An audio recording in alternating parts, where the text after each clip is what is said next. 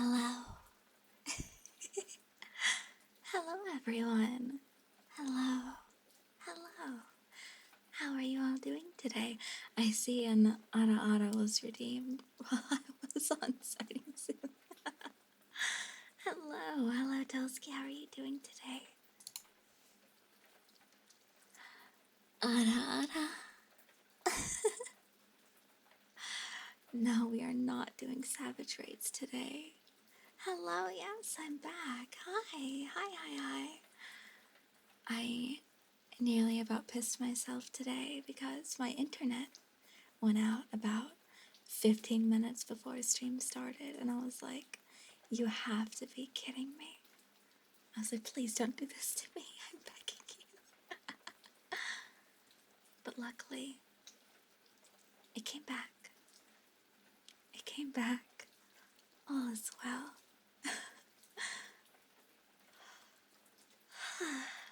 Hello, everyone. I hope you're all doing well today. Thank you for the hydrate. I am actually quite parched. There we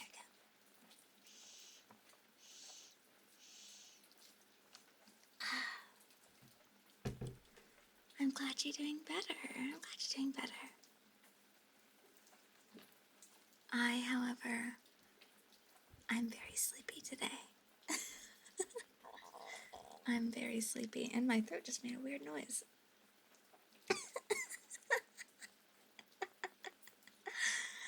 Ignore that. Water is weird.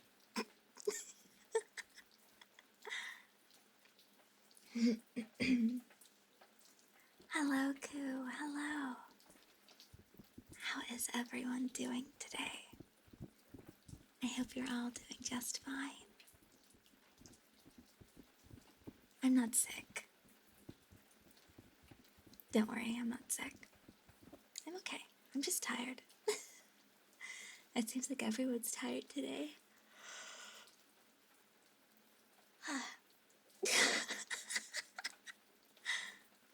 Hello, Amanda. Thank you for the follow. Welcome. How are you? I hope you're doing well.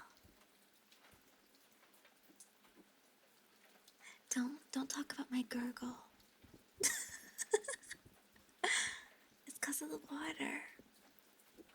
Just woke up. Time to go back to sleep. No.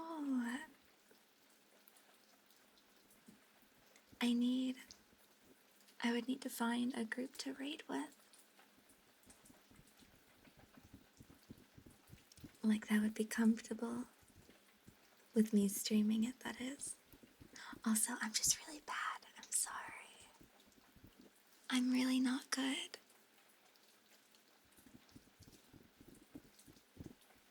Have fun, space. I know exactly what you're filling out, and it's important to do it.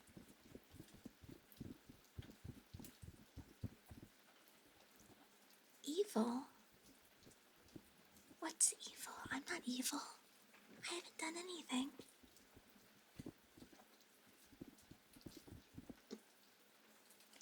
I'm not gonna do savage raiding on stream.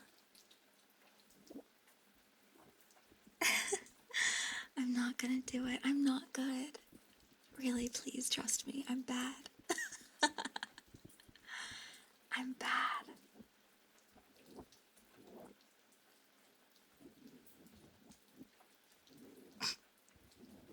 I am bad as in I'm a pleb, not as in I'm naughty or anything. I'm a pleb. Oh my god. Okay. I added probably memes, right? Yes, I did to this. Okay. I do have some spooky stories lined up, though, if you guys would want some spooky stories. Adjust my camera a little bit. There we go. Yes, I have. The M is for memes. Yeah, you're right. Absolutely is. Let's see.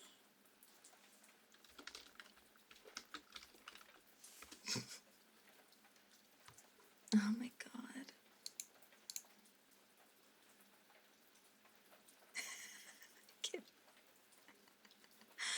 I haven't seen this song in a long, long time. Like, this brings me a really deep sense of nostalgia.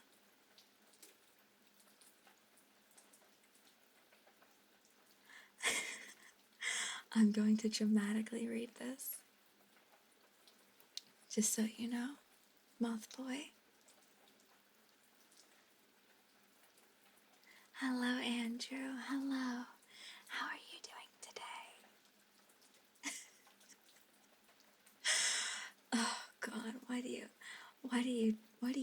you and Plant Daddy always make me read these fucking songs?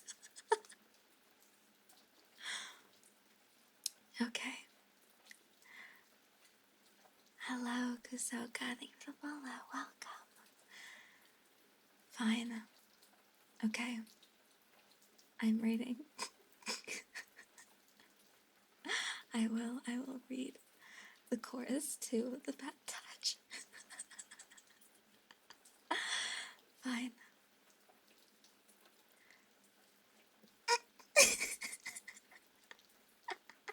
I can't even read it in my head without laughing. Okay.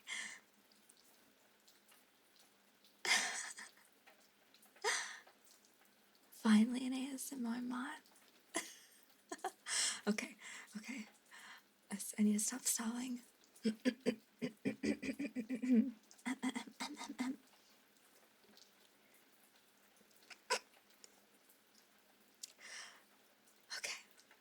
You and me, baby, ain't nothing but mammals. So let's do it like they do on the Discovery Channel. You guys are so cursed.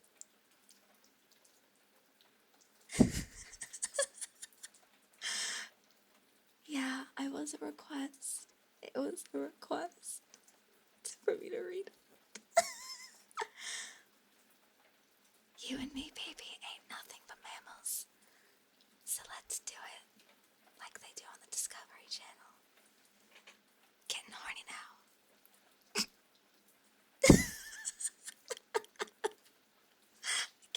I can't believe. Okay. I mean, I guess I've read worse. I've read much worse. Also, Kidda, you can definitely be my good baka.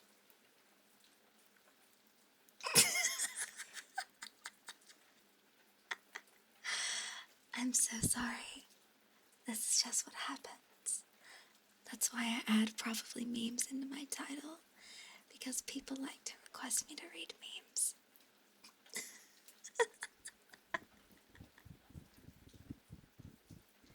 And do what exactly? Well, you know. Hello, Snaggle. I think the overall vibe is that we're tired. Please read Smooth Criminal dramatically. Okay, sure.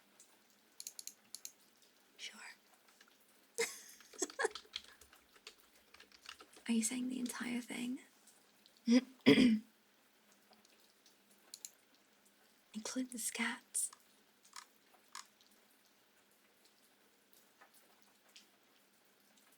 I I don't know.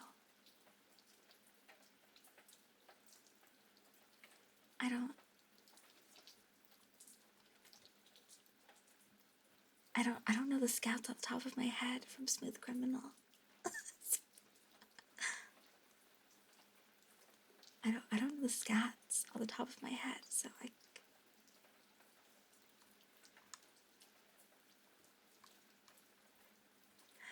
Okay, actually,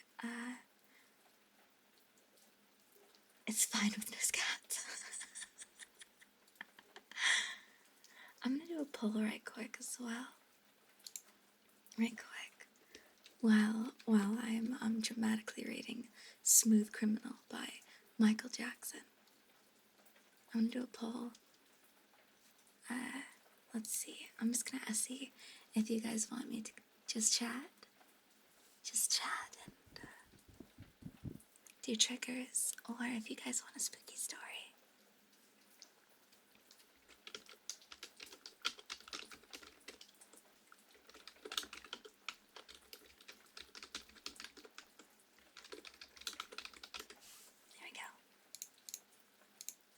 I'll set it for 10 minutes.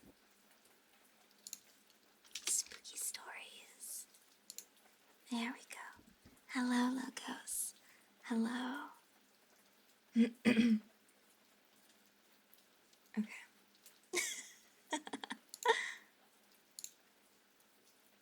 Hello. You've made it. Oh, God.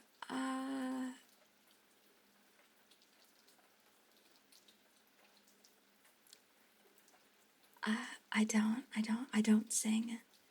I don't sing. I've never actually listened to E-Girls Are Ruining My Life.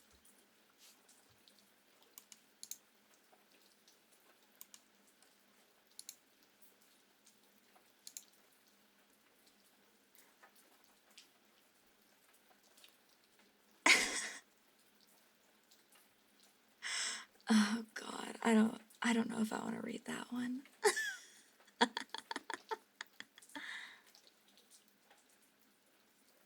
Okay, yes, I do. I do dramatic readings. Like the dramatic reading of All Star by Smash Mouth. Okay.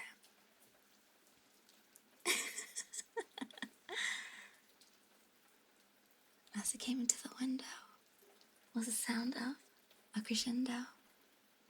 He came into her apartment. He left the bloodstains on the carpet. She ran underneath the table. He could see she was unable. So she ran into the bedroom. She was struck down. It was her doom. Annie, are you okay? So, Annie, are you okay? Are you okay, Annie? Annie, are you okay? So, Annie, are you okay? Are you okay, Annie? Annie, are you okay? So, Annie, are you okay? Are you okay, Annie? I'm going to be saying this so many times. Annie, are you okay? So, Annie, are you okay? Are you okay, Annie? Annie, are you okay? Will you tell us that you're okay? There's a sound at the window. Then he struck you. A crescendo, Annie. He came into your apartment. He left the bloodstains on the carpet. Then he ran into the bedroom. He was struck down. It was your doom. Annie, are you okay? So, Annie, are you okay? Are you okay, Annie? Annie, are you okay? So, Annie, are you okay? Are you okay, Annie? So, Annie, are you okay? Are you okay, Annie? You've been hit by, you've been struck by a smooth criminal.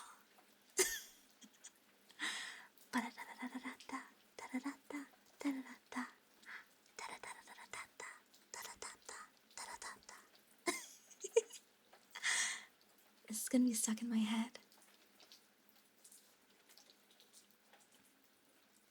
So they came to the outway. It was Sunday. What a black day. Mouth-to-mouth recitation. Sending heartbeats, intimidation. Annie, are you okay? So, Annie, are you okay? Are you okay, Annie? Annie, are you okay? So, Annie, are you okay? Are you okay, Annie? Annie, are you okay? So, Annie, are you okay? Are you okay, Annie? So, Annie, are you okay? Are you okay, Annie? Annie, are you okay? Will you tell us that you're okay? There's a sound at the window that he struck you. A crescendo, Annie. He came into your apartment. He left the bloodstains on the carpet. Then he ran into the bedroom. You were struck down. It was your doom. Annie, are you okay? So, Annie, are you okay? Are you okay, Annie? You've been hit by, you've been struck by a smooth criminal. Oh, wait.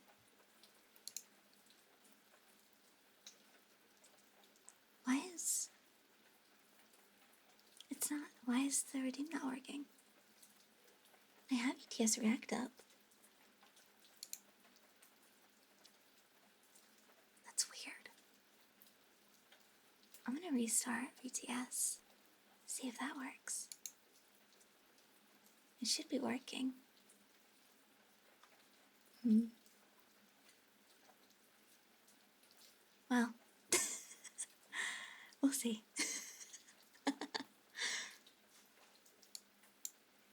should be. What? Eh? What the fuck? Uh. Excuse me? What? What? What? VT? What? What? What? This isn't my fault. VTube Studio is acting up. 1 second. Shut up. 1 second. VTube Studio is being weird. I just turned off my transparency. 1 second. I'm gonna disappear for a split second. Whatcha?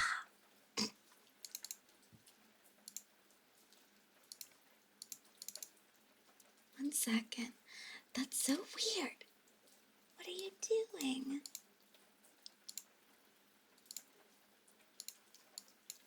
There we go. We're back.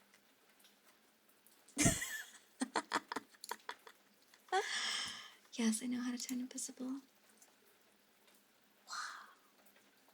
I'm not a demon. Why do you say I'm a demon? I'm a moth. I'm a moth. What? Oh my gosh, if you guys tie the pole, I'm gonna piss my pants. Why do you guys do this?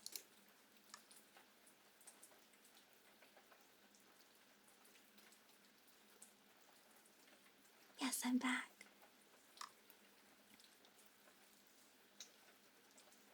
Hello, hello, Moth. Homebird tiefling stats. That's why you do your own. I break the tiebreaker. I break the tiebreaker. That means I'm choosing. That means, what's the point of me doing the poll anyways? Hello, Flynn. Hello. Scary stories with triggers. I guess I could do that. Thank you, Blobs. Bobs. For someone who does ASMR, I don't know how to speak very well. Shut up! Listen, I'm... No. What? Stop bullying me. I am... Look, okay, in my defense, I am wearing the clown nose. I am wearing the clown nose. I don't know what you guys expect from me. Look.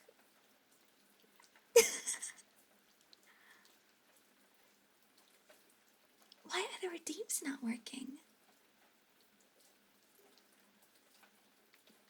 What the heck?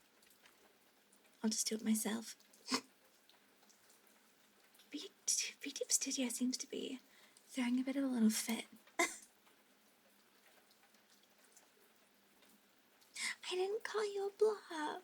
No, I misread your name.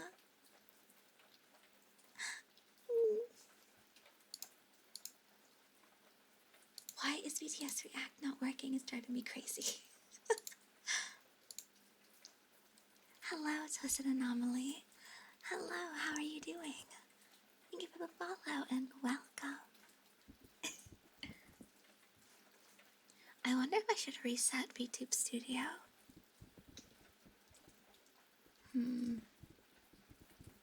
I don't know why. 1 second.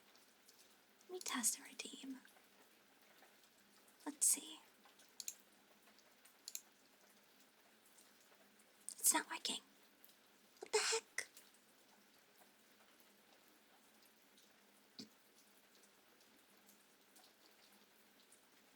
It's gonna be really annoying to do all of these manually.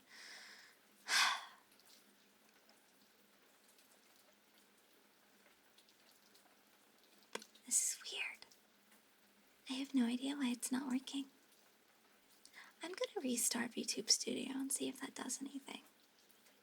'Cause is annoying. So, I'm gonna cast invisibility again. Don't worry. Alright, we're just chatting, okay. So, don't worry if I disappear, it's fine. I'll be back. I'll be back. I'll be back. I mean, Logos, I'll probably do a spooky story anyways, because, like, later, but for now, 1 second. And then I will be right back, and hopefully BTS will be working by then. I don't know. 1 sec.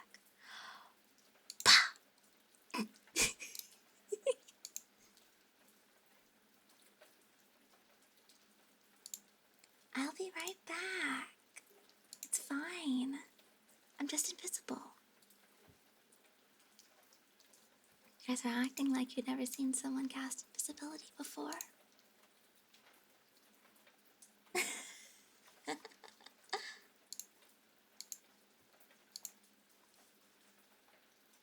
It's fine. It's fine. I'm back. I'm back. Wah!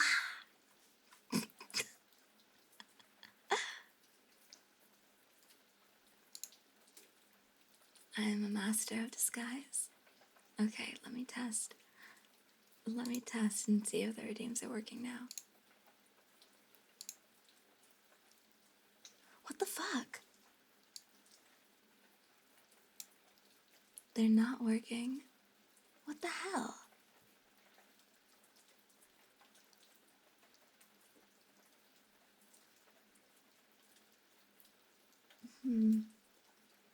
That's so weird. I really don't understand why it's doing this. This is not my fault. Please don't. Okay, if any. Stop, don't. No, please, I'm begging you.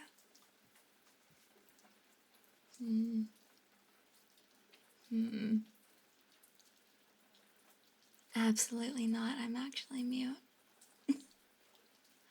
Absolutely not. I guess I'll just manually redeem things. I don't. I don't know why it's not working. No. I'm not going to scream into the microphone. Sorry. It's not really what I do around here.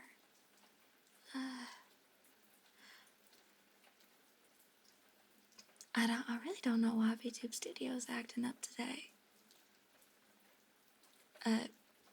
2 people. I don't think that's how majority numbers work. I mean, I'm not very good at math, but I'm pretty sure.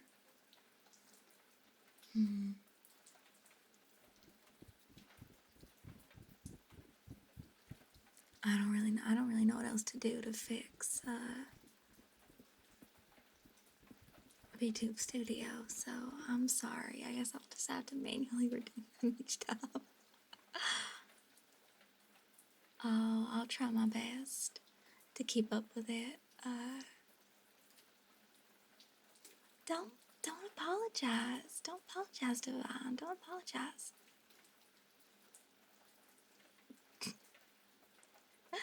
Hello, Bella. How are you doing today?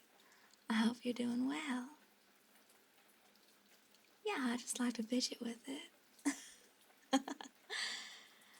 I might have to reconnect BTS or something. I don't really know. I don't really know why it suddenly decided to act up, but yeah, I guess I'll just manually redeem it, so. There's been some scuff already.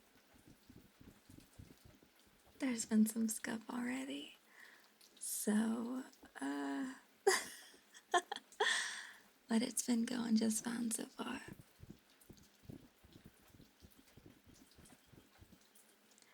I'm not going to scream into the microphone, so please stop. I don't do that. I'm not going to. Keep an eye out for something later tonight. Ooh. I'm perceiving. I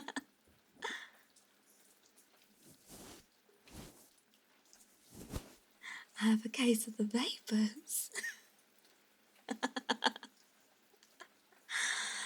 Oh my, I think I've got myself a case of the vapors. I need to sit down. Glasses off, okay.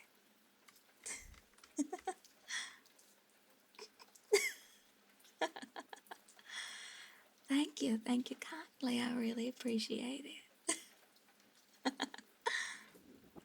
I do try my best. I guess. I guess I have to.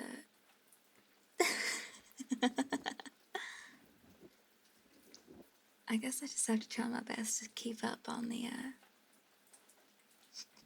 redeems. If I forget something, please don't hesitate to remind me.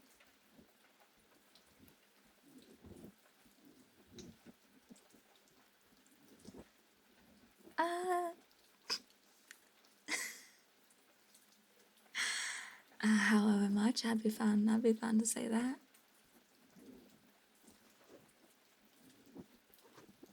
Or redeem.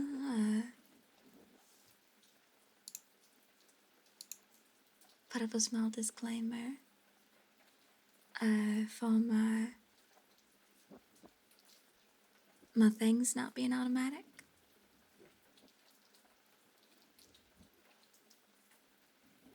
Uh,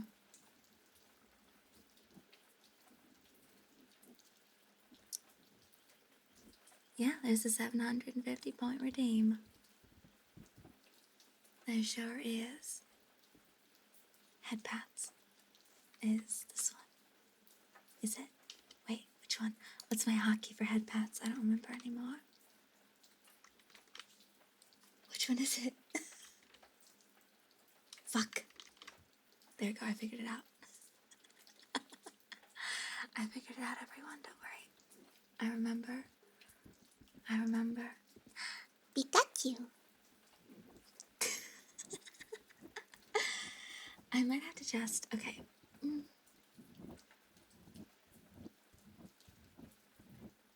I might have to just,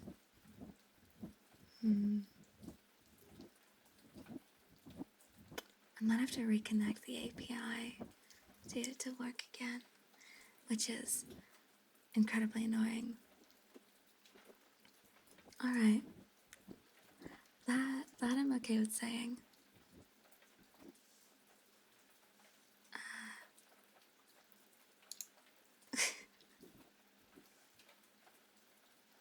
Hold My Hard Rock is very cool and totally not two iguanas in a trench coat.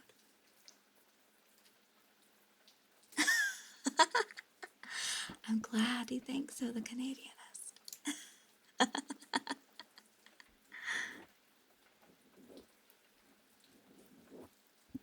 Glad that you think it's good. Let's see. Okay, I'm going to disappear one more time. One more time. And we're going to see if this fixes it.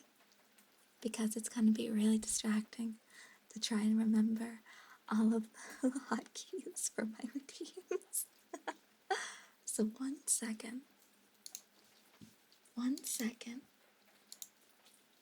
We're going to see.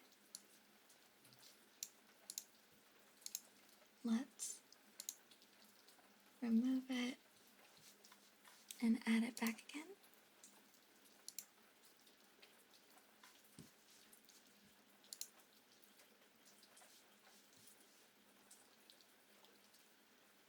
I have no object permanence. Let's see. This is my last. Hello, I'm back. Hello, Latrail. Hello. Hello. Hello. How are you doing? Water is wet. Oh my fucking god! I had a very long argument with friends about this. Okay. Let's see. my glasses back on.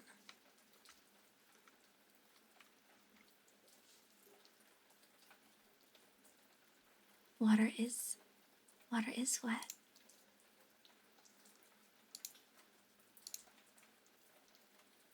Let's see. Let's test. Glasses. Glasses. I don't even know where my glasses redeem is.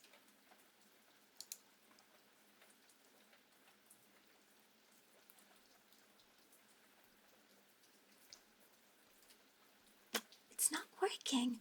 What the fuck? Okay, well, I guess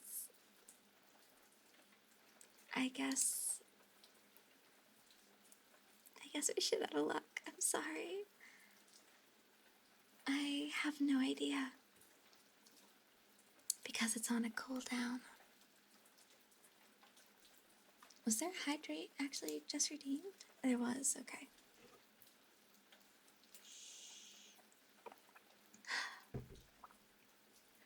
I'm so sorry, you guys. Cave if possible, absolutely. Cave is absolutely possible.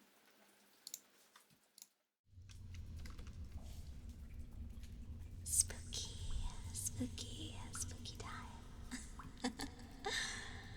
There we go. Hello to the Moth Cave. Pikachu. Echoing Pikachu.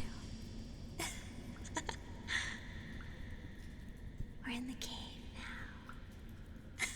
now.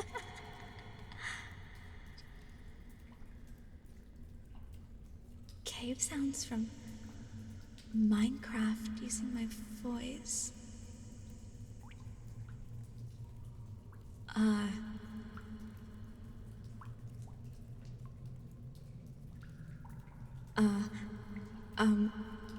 I'm trying to remember what they sound like.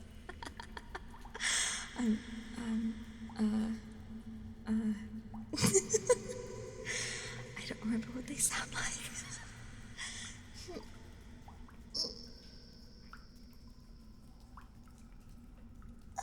Thank you for the stretch.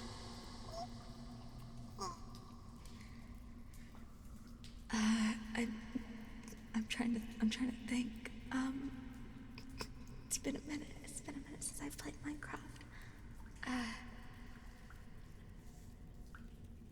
Let's see.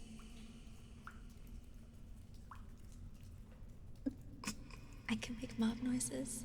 I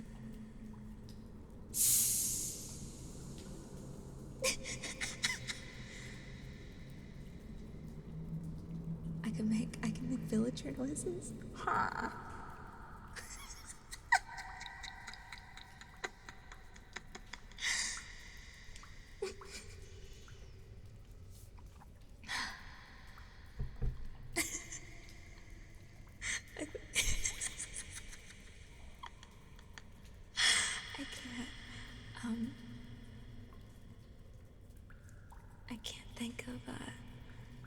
I can't think of how zombies exactly sound. I can just think of like a really low groan, just but I don't think that sounds correct. Honestly, I think I'm the best at a villager. At a villager sound. Huh? Huh? Good night, Ladriel. Good night. Sleep well. Good night. Good night. Good night. I was actually going to do a spooky story in this ambiance.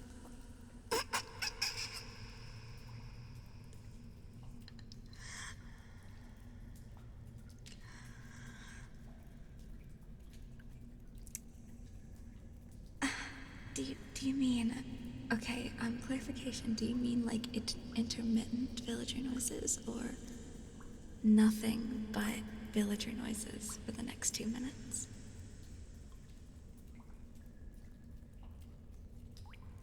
Have fun studying. Your choice. Mwah. Kiss for Chad.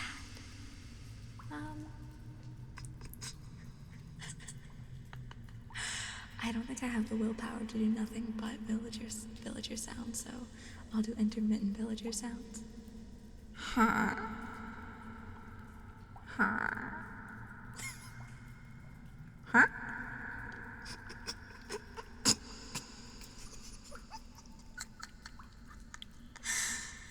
Huh.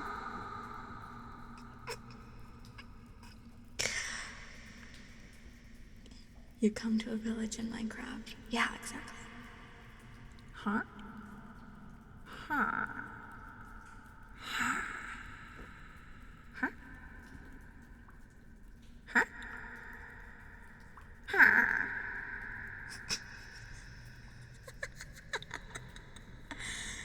POV, your villager girlfriend wants to cuddle in bed. Your villager girlfriend wants to share the same Minecraft bed. Huh? Huh?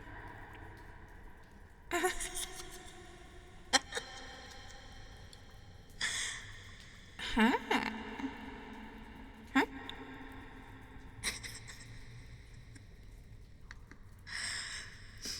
Okay, I'm trying not to lose it. I'm trying not to lose it. I have to be too. Yeah, this is a Christian Minecraft cave. This is a Christian Minecraft cave. You can't share the same Minecraft bed.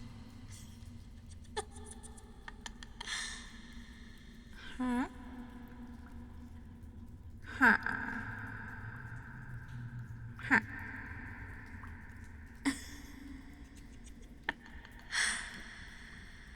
Huh? Uh-huh. Huh? Huh?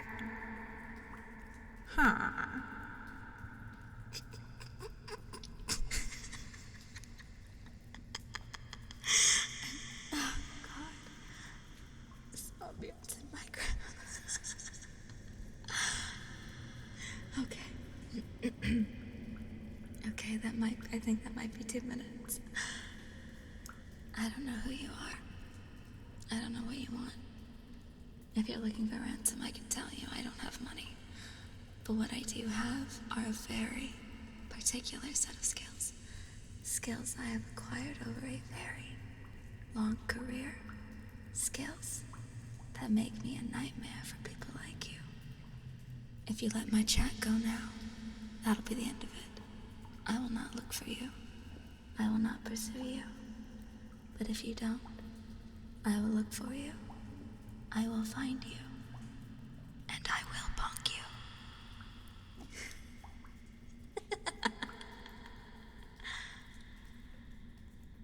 I think I have to manually clear my things. So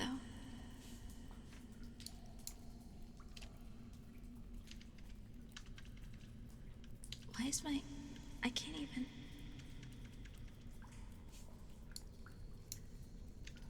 What? What? My clear all hotkey isn't even working.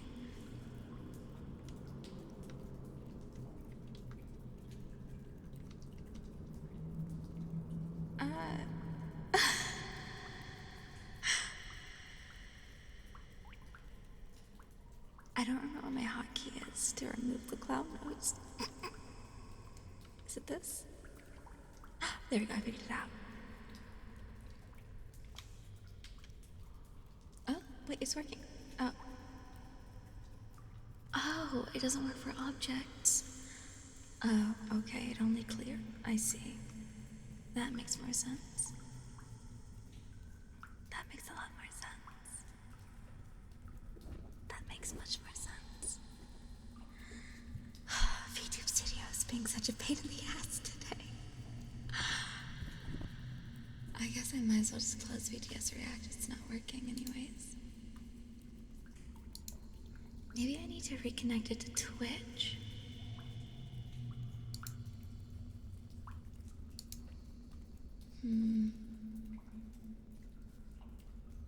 I don't know whether it's VTube Studio or whether it's BTS React.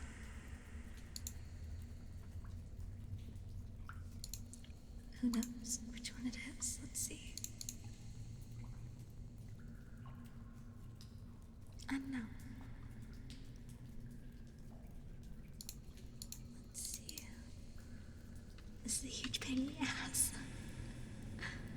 Hello, guilty werewolf. How are you doing?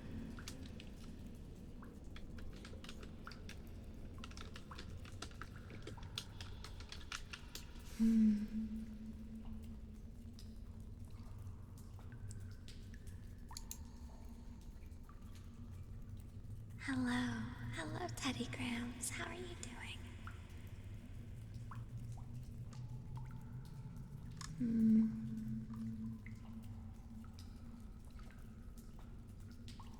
Can I do a backflip? I don't think so. I used to be able to, but I don't think I could do one right now.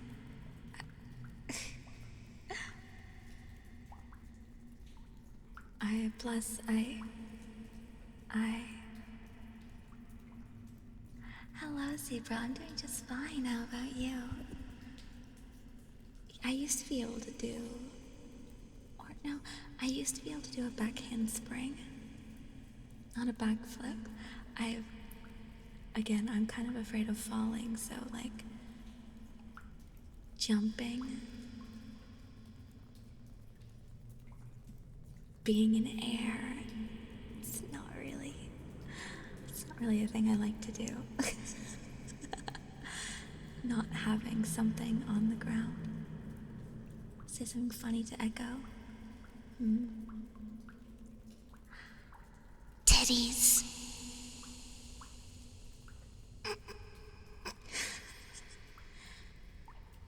Titties.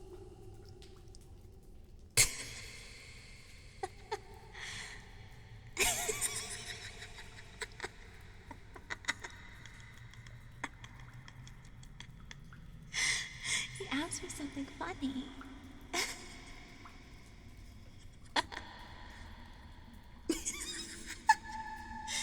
Something, okay. Something got you. I ask and you shall receive. Ask and you shall receive. Hello, Starlet. Hello.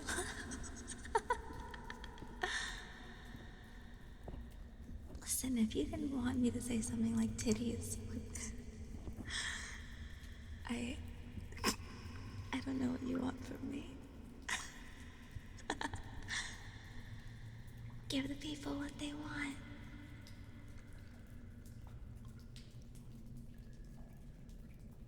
Neuron activation. Overdrive.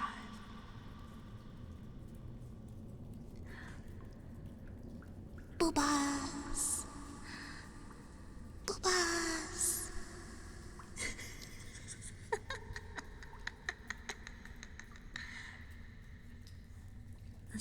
Was that adequate?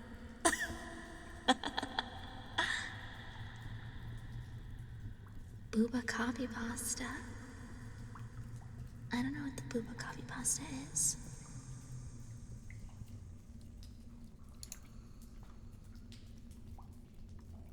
I don't know what the booba copy pasta is.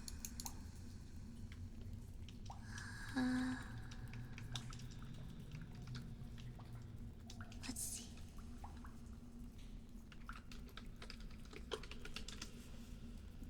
Booba copy pasta.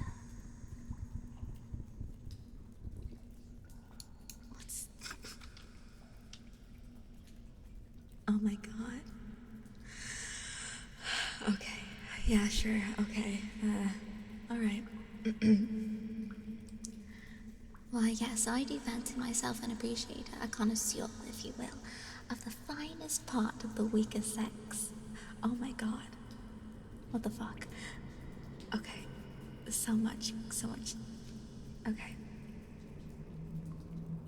The finest part of the weaker sex, those which are frequently identified as breasts, however, those with a more crass Vernacular may also refer to them as boobs, boobies, knockers, jugs, shoulder bolters, and a myriad of other decidedly uncouth names, most certainly not refined enough to even begin to touch upon the true beauty of such soft, refined perfection molded by the lucky hands of God himself, my own person.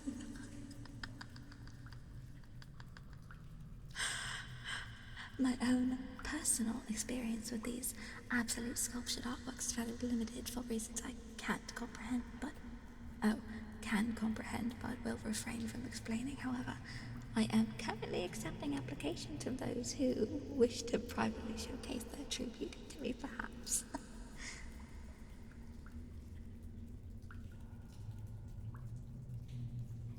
Oh my god, why have I just realized what you've said?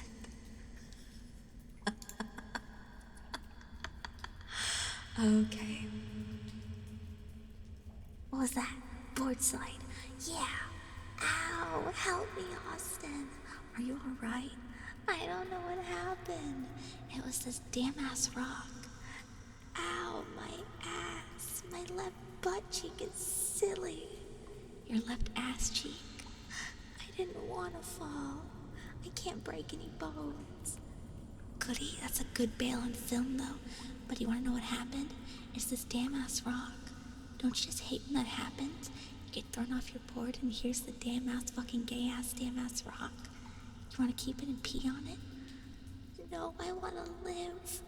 You can live, but do you wanna keep the rock and pee on it? Do you wanna do something gay to the rock, like pee on it? That was an effing good bail on film though. Why would nature do this to me?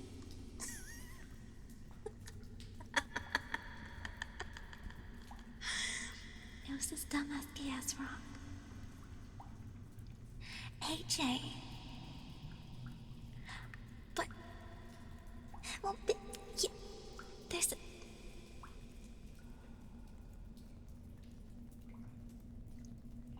It is not too late to change.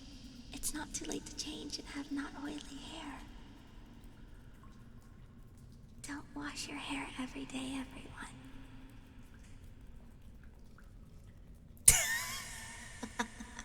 Oh, I knew this one was coming. I knew this one was coming.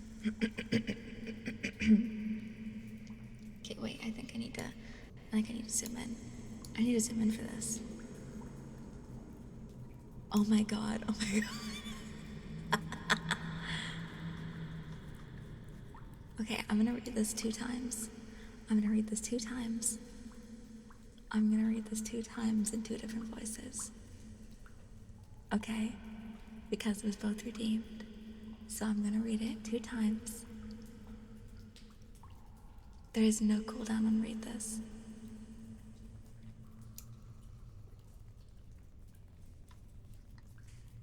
Are these my boobies? My massive fucking titties? My super stuffed milkies? My honker bonker doinky boinkies? My fucking fabric stretching, rin flapping, gravity welling sex mounts? You mean these super duper ultra hyper goddamn motherfucking tits?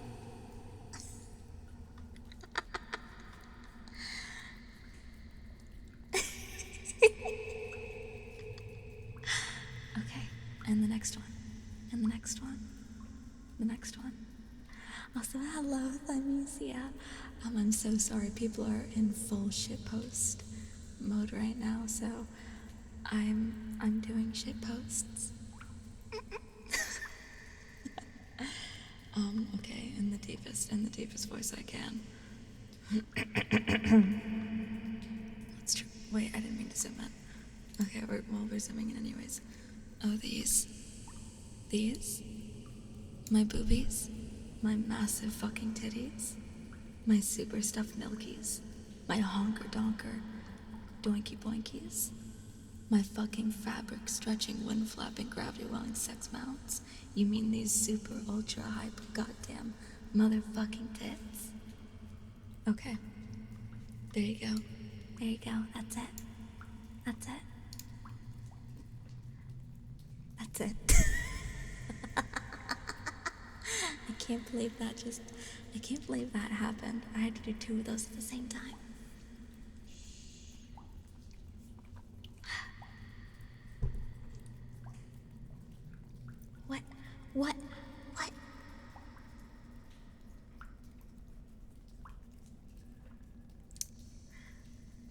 I am a bad moth who washes her hair twice a month. I'm a bad moth who washes her hair twice a month. I'm a bad moth who washes her hair twice a month.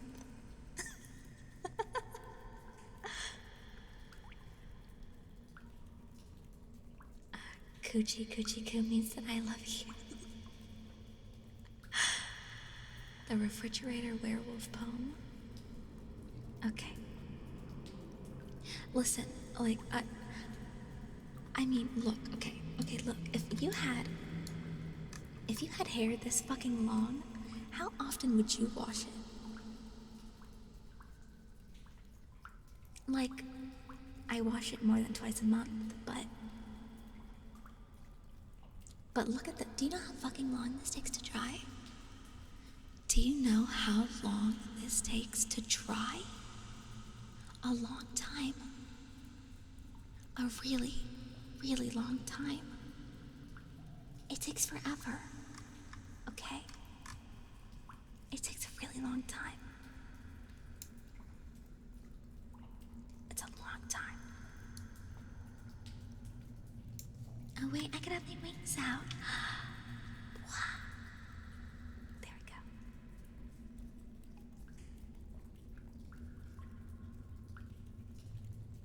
Why would I use a hairdryer? A hairdryer implies that I have to sit there and do it for like 45 straight minutes. That's a long time.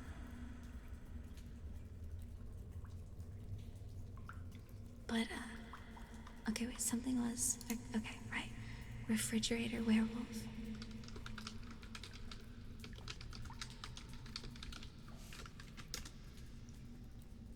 Oh my god. Oh, this one.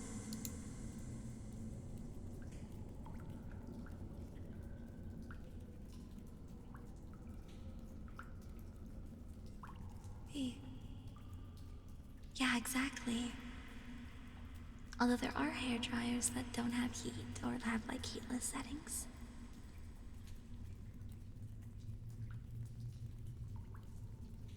Moon drunk monster. Beautiful and strange. How your melancholy question, and tell me, which you dread more, the echo or the answer?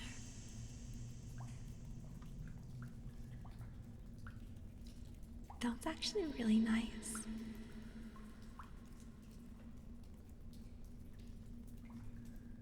I mean, probably not a couple hours with like a hair dryer, like on full blast. But I wouldn't really want to do it on full blast. Oh, okay.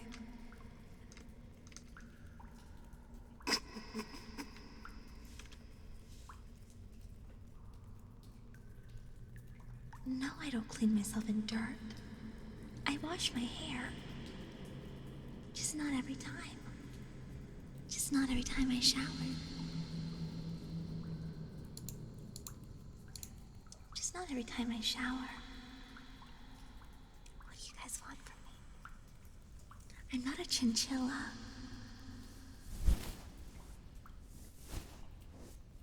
Okay, I'm gonna actually remember to do triggers this time. Let's go back to the moth fluff.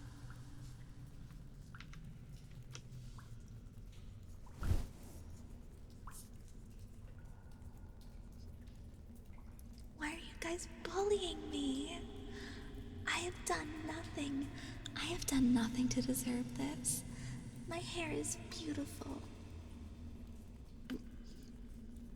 I can't believe this. Oh,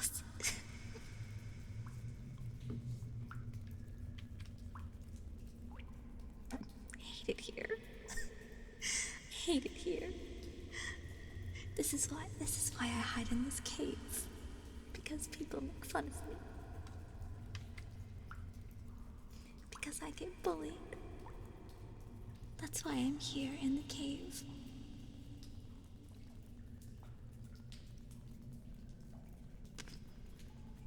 I know you didn't, Toski. I know.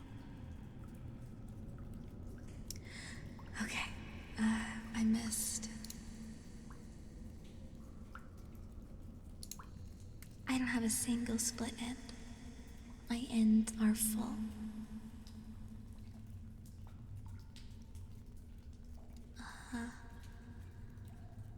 Okay. Okay, guilty werewolf asked me to read this. You know what to do with that big fat butt. Wiggle, wiggle, wiggle. And then, I'm not stinky. I have crunchy, dusty, dirty hair that is never cleaned. It smells like sweat and dirt, is what Moth Boy JPEG has sponsored me to say.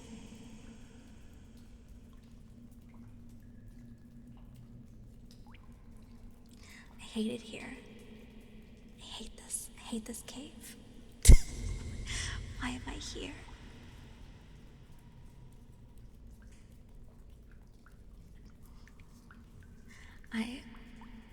Why do I live? Just to stream and be bullied? Just to get on stream and subject myself to endless harassment and abuse?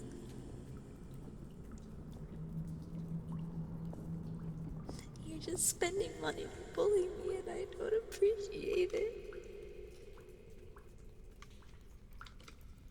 I actually think you're the head lads. I appreciate that. I'm gonna make myself cry on stream and you guys are gonna feel bad. I'm gonna make myself cry.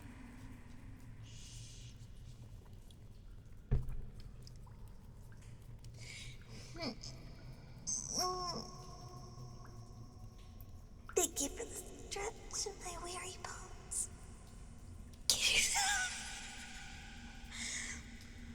Abuse.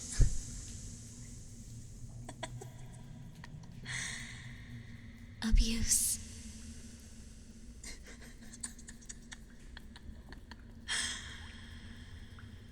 That is what I have to withstand every single day.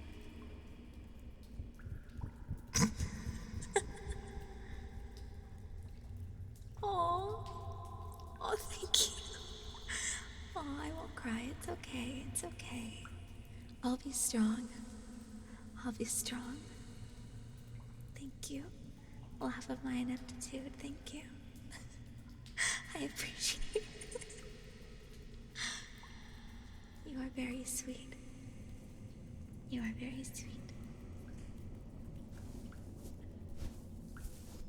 We're going back to the little brush, the S sound.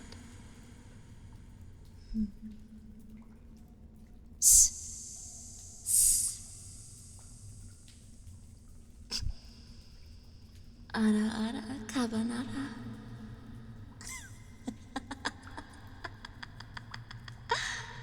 Do my best fake cry. Okay, give me a second. Okay, give me a second. I need to. Okay, wait, we have to put on the tears.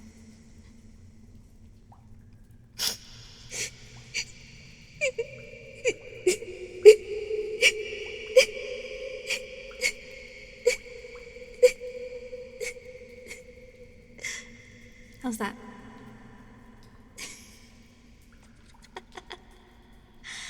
How's that? Is that good?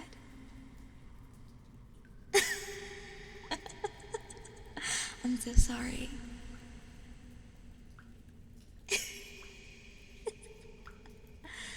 If I had a little bit more time, I could have made it a little bit better, but on thank you, thank you, thank you. I'm pretty. I kind of pride myself in my cry acting abilities. Thank you, everyone. But I won't do it again. I don't want anyone to feel sad.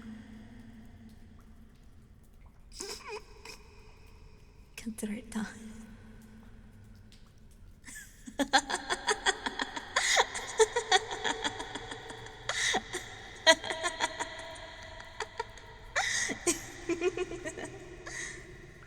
There you go.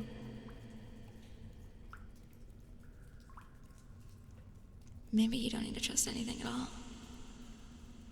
Maybe Moth can't be trusted.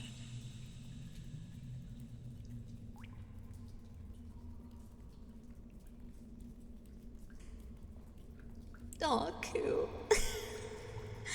So, like, you're an infinitely patient, wonderful streamer, and the bullying of the hoi polloi is just them being like the little boy who pulls the pigtail of the little girl he likes because he's not able to express his emotions. You're the best fucker. Thank you, thank you. I know, it's okay. I love chat regardless. Regardless of the bullying. I love you guys.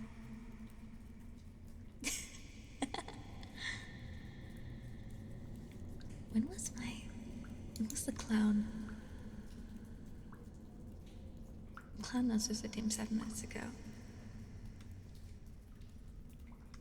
Joke's on you, you know how to deal with your emotions. Wait, that's not correct. There we go.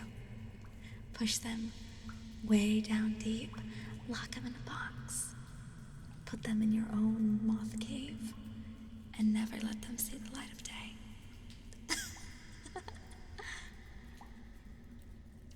I hope my laugh, I hope my fake laugh was enough to counterbalance the fake crying.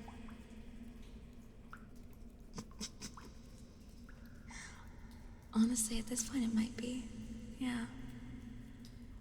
I do keep forgetting about it. I need to figure out what's up with YouTube Studio. See if I can find out how to maybe disconnect it from Twitch and reconnect it. Because I'm not gonna be able to remember all these redeems. Fake laughs can be scary. Why are they scary? Why are they scary? Is it because then you don't know if someone's actually laughing or not? And you don't know if they're being genuine?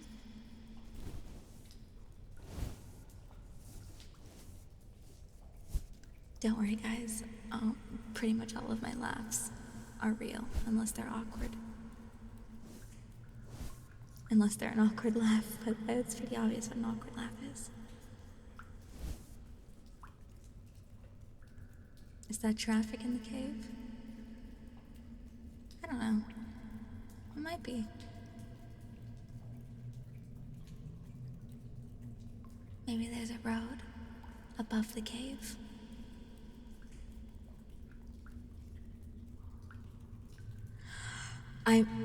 No, Moth Boy. That might be cutting it a little bit on TOS. I'm not reading Mozart's fucked up sexed letter. I'm not gonna read Mozart's fucked up sex letter. I'm not gonna read it. It might be a little too much for stream, so yeah, it might be a little too much. I've read it. Mozart was an interesting guy with interesting. It's a song. I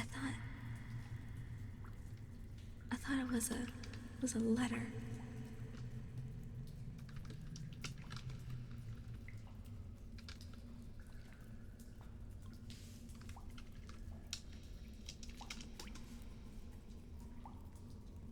Oh, no, okay, it is a song.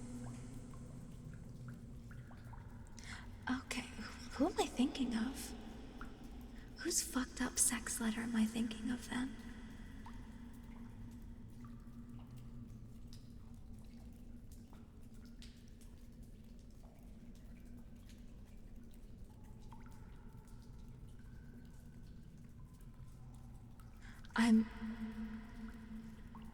This is an audio recording.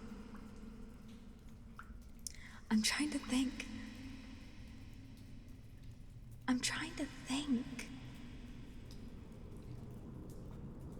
There was somebody who had had really fucked up sex letters. And I don't remember who it was.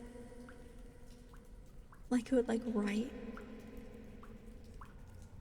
I I don't know. I'm gonna have to figure it out after stream. It's gonna drive me insane.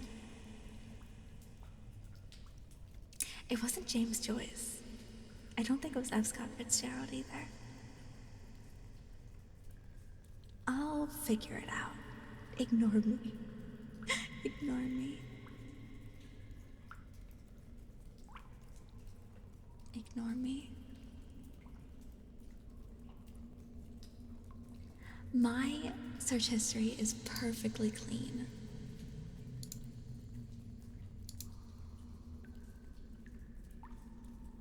Honestly, my search history is perfectly clean.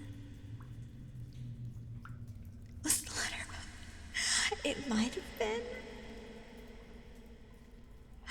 It might have been. I'll figure it out later. No, Wabbit knows what I'm talking about, I think. There was this old ass guy. This famous old ass guy. Or maybe, I don't know. Okay, you know what? I'll read my Google history. I actually don't use incognito window. Right now, most of my Google history is me looking up the lyrics. That might be it, Tobias. Wait, I'm gonna Google it.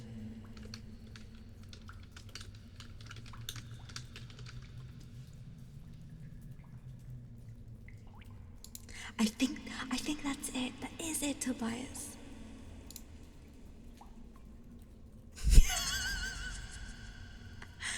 No, I think Tobias. I think Tobias.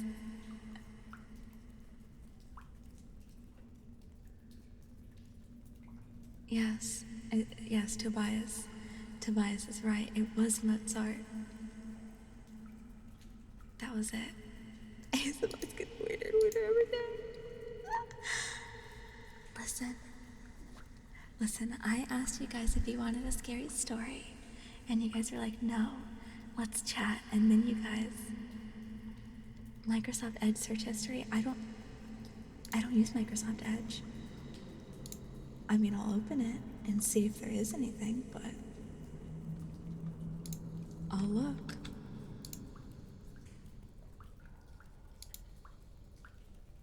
That's what you guys wanted. That's what you guys wanted. I asked you guys what you wanted, and you were like, yes, this.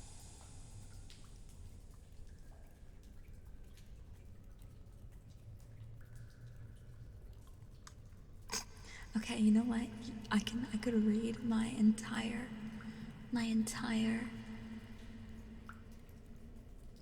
Microsoft Edge.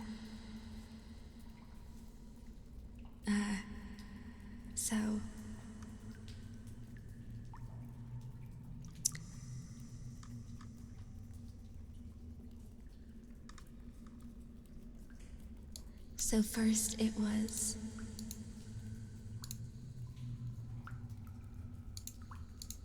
let's see. Open history page. Well, the very first things were Google Chrome, and then Google Chrome again. Ah, you're not late. You're not late. Yeah, it's everything started with Mozart. What other? I use Google. Good night, Wabbit. Later. Yeah, the very first thing I looked up in Microsoft Edge was Google Chrome. Yeah, I use Microsoft Edge. If you type the letter P into the address bar,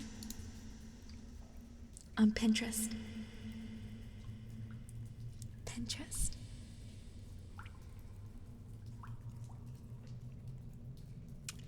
I'm a good bean.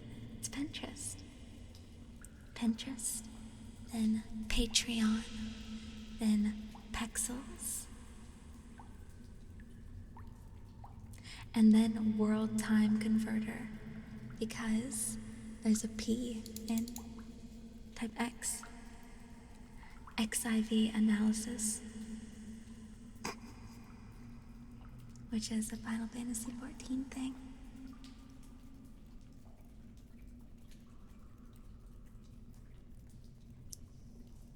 What about the letter O? Outlook, and then old Reddit. Confession, I use Hotmail. My main email that I use is a Hotmail email.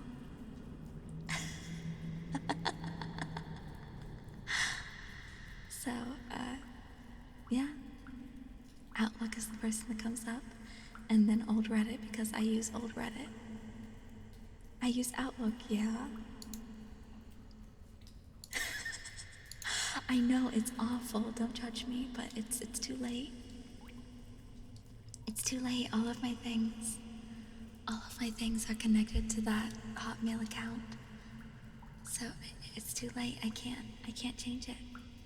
I'm in too deep. Oh, my stomach's starting to grumble.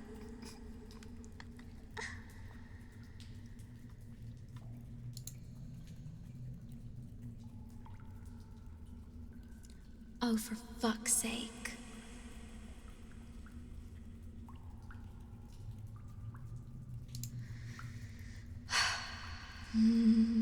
Hello?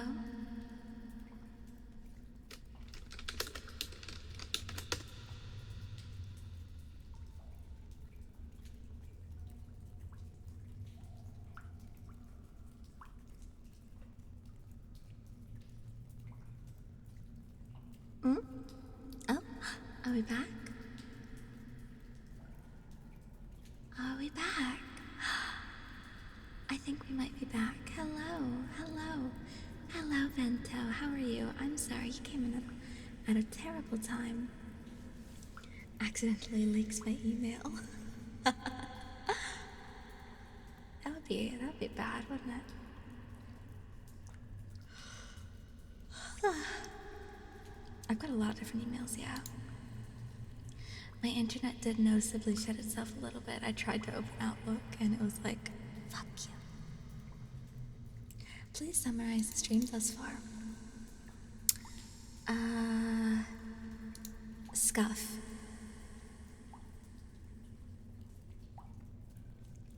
Scuff. And then more scuff. And then titties. And then oh. Summarize the stream thus far. Yeah, I should probably refresh. How many frames we dropped tonight? We hit 3.6K.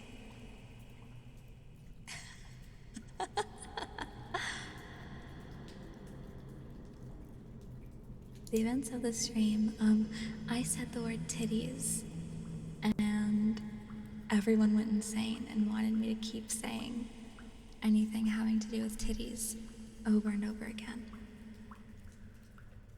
And then Mozart and the word ass was mentioned, and I thought it was a completely different thing relating to Mozart and ass.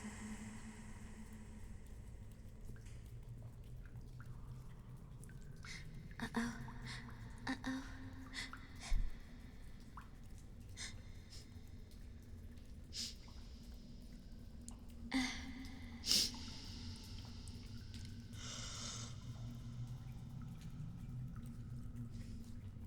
Titties, crying, laughing. You guys have all learned that Moth can't be trusted because Moth is a good actor. Oh, okay, that sneeze that nearly happened just reminded me. Does anyone else here sneeze whenever they look at bright lights? Does anyone else have that? Does anyone else in here have that? You do! Oh, thank God. Okay. Cool. We're part of the most useless 18 to 35% of people. The most useless condition. Like the most pointless, just inane gene pool in the world. Like, what's the point? It's so strange. Sometimes I'll mention it, I'll be like, the bright light made me sneeze. And people will be like, Soleil, what the fuck are you talking about? And I'll be like, does the sun not make you sneeze sometimes? And they'll be like, no. I'm like, oh, okay. It's a thing, look it up, look it up. Yes, I do, Moth Boy.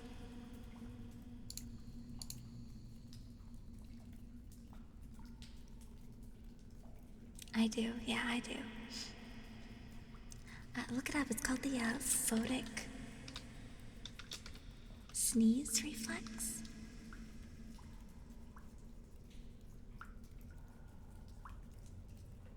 Oh. It probably is, yeah. It's something just useless. What's the point? Who knows? I don't know. It's called the photic sneeze reflex, and scientists have no idea how it works. But just looking at the sun, where bright lights makes people sneeze, makes some people sneeze. It's like 18 to 35% of people. I don't know.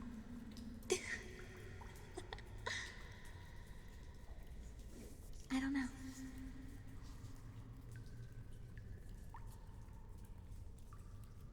Yeah, it is kind of bad. It is kind of bad, but you know, I deal with it. I sneeze a lot.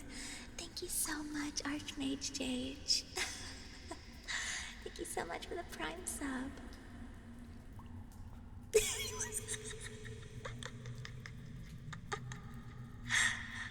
I understand. Bright lights definitely give me headaches sometimes too. I don't know, Ironic Golem, I'm not sure.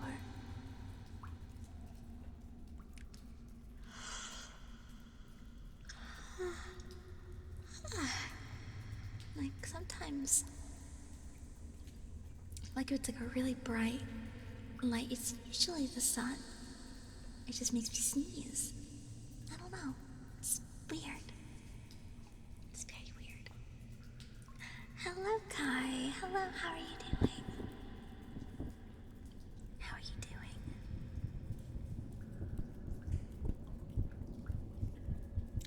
Oh yeah, just a reminder, everyone, if you redeem something and it's like a model VTube Studio thing, and I don't do it, please remind me.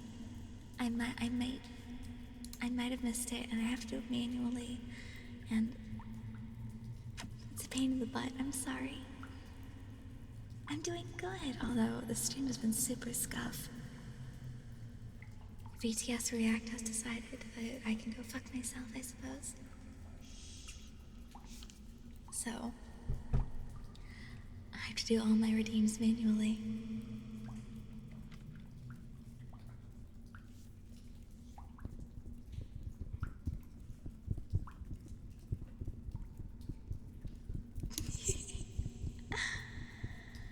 Yes, thank you so much. It's not like if I stare at the sun, it's like if I just like happen to like glance just at the sky. Hello, Noble, thank you for the follow, welcome. Have I ever played For Honor? No. I have not played For Honor. I mean, I've heard of it and I know of it, but I haven't played it before.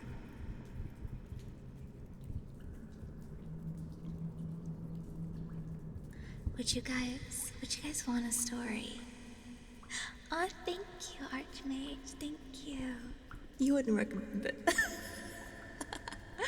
Good to know, good to know. My parents put a lot of effort into my model. So I'm very glad you like it. Oh, you're playing it right now, I see. Would you guys still want a spooky story at some point? Oh, speak of the devil. Okay. Speak of the devil. Speak of the devil. Okay. All right. Okay. What do we want? Do we want?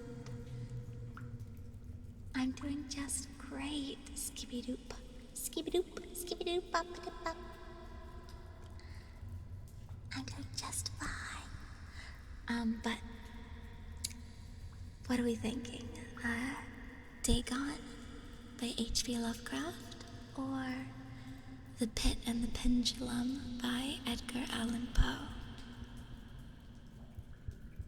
It's nice to meet you as well. Thank you so much for the follow and welcome. Dagon? Okay. Alright. The Edgar Allan Poe one. Oh. Okay, I'll put it up to a poll. I'll put it up to a poll. We'll poll it. We'll poll it.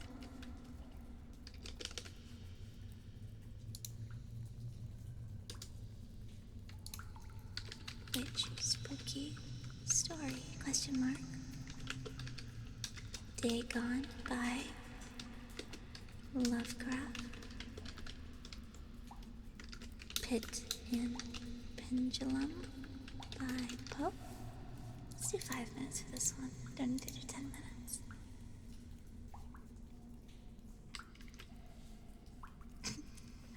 There we go.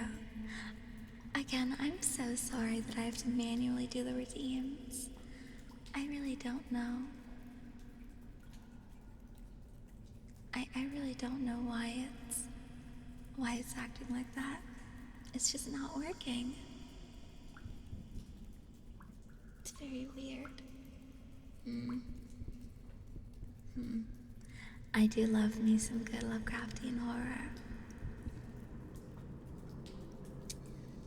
I think a spooky cave is really good for Lovecraft. Okay, it seems like Dagon's gonna win. Uh-oh.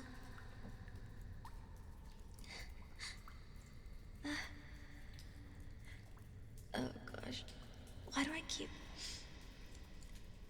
the need to sneeze keeps happening, but then it goes away.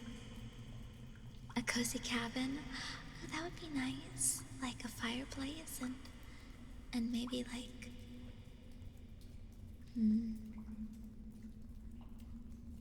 like a monster peeking in through a window.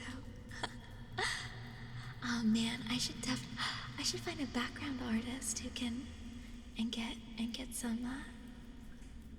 I should find a background artist who gets some custom backgrounds. That would be really nice. It's a good idea. I love Bloodborne. Dagon's really short. So I'm gonna find something to pick right after Dagon. Already did Yell at the Tap.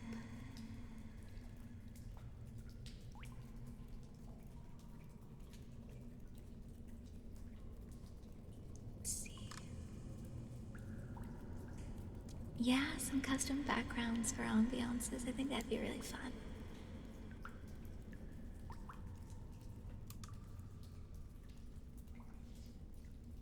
Sorry, I'm just looking at the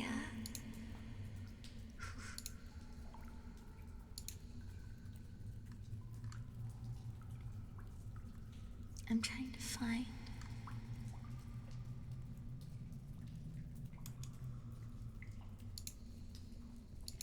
Man, all these are pretty long. Would you guys... Okay, let's see. Should I do Dagon and then the Pit and the Pendulum? Or should I perhaps start a longer Lovecraft story.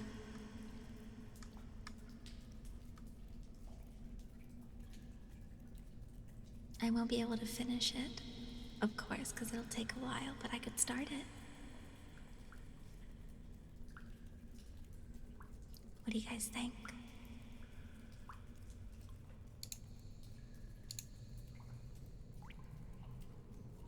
Kevin, you're doing great, okay? You're doing great. You're doing great.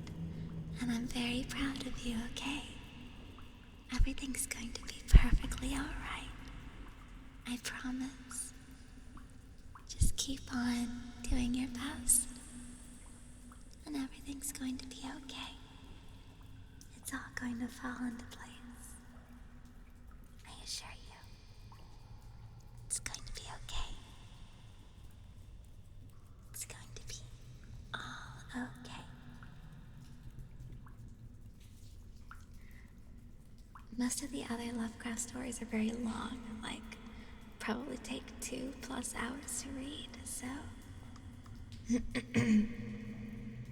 Or at least most of like the well-known ones, you know? Like Call of Cthulhu and Color Out of Space.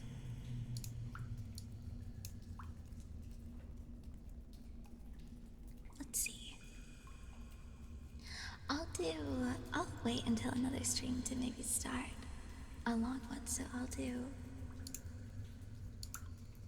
Dagon first, and then I'll follow it with the Pit and the Pendulum.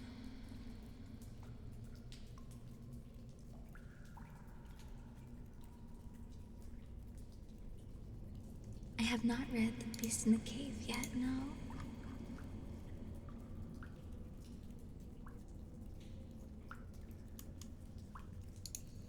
I've never read that one before.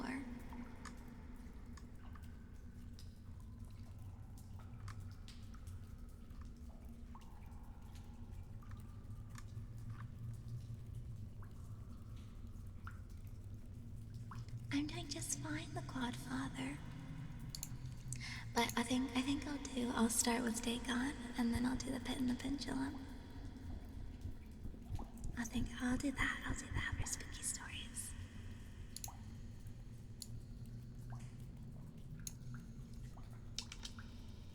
I'm gonna change the stream title right quick.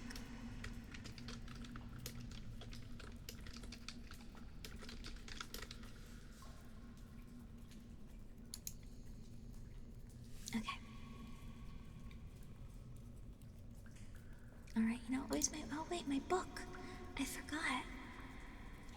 Would you guys prefer this ambiance, or should I go to the campfire? I'm going to assume you guys would prefer this one because of the echo. But we'll see.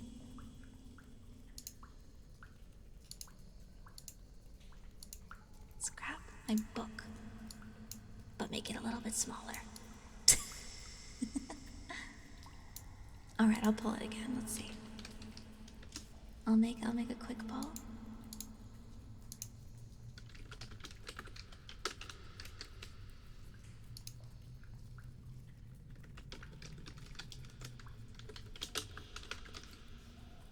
Let's do 2 minutes for this one. There we go.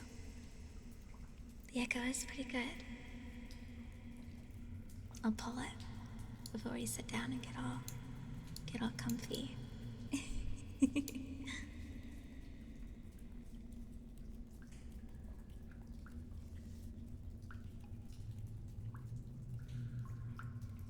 Let's see.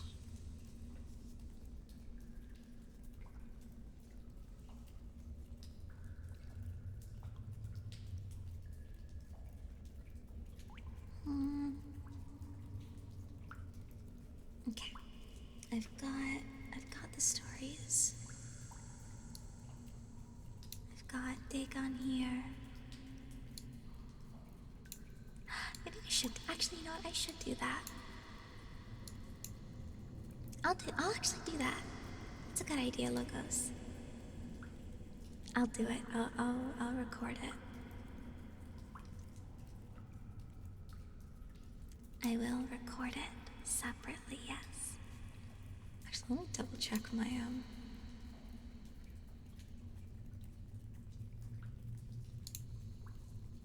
hard drive space. 51 gigs. Okay, that should be fine for now. I need to set OBS to put saved videos to somewhere else.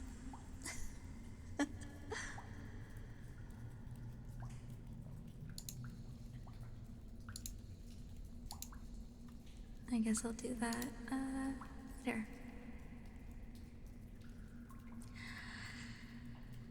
Yeah, but it would be a lot easier if I didn't have to download the VOD. You know? If I could just have it be separate. Also, if I record it, then I can record it in. You guys, fuck. Okay, you know what? I'm gonna stay cave. We're gonna stay cave for Dagon, and then I'm gonna go to the fire for the pit and the pendulum. That's what's gonna happen.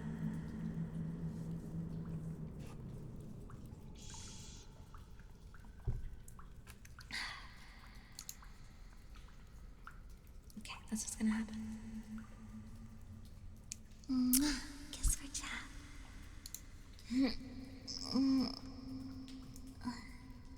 It's clown nose. Clown nose time goes away. There we go. Alright.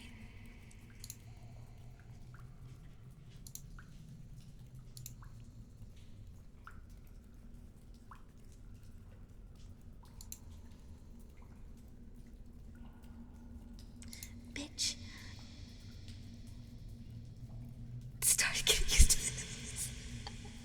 it. Okay, now Twitch is also being kind of a dink. I was trying to make a stream marker so that I know what time the reading starts at, and I can put that into the VOD, but it won't let me add a stream marker.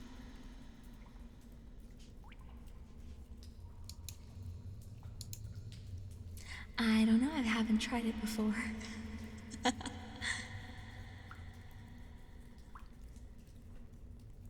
I mean, I'm pretty sure my computer can handle it, and recording it wouldn't take any more internet.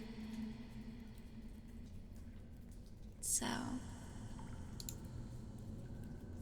it's fine. My computer is very beefy. She's a beefy gal. She's a very beefy gal. My internet, however, is a little less beefy sometimes. But the computer itself can definitely handle it.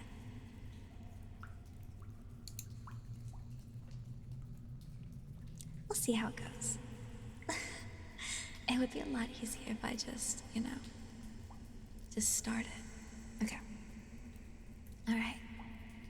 We've got Dagon by H.P. Lovecraft.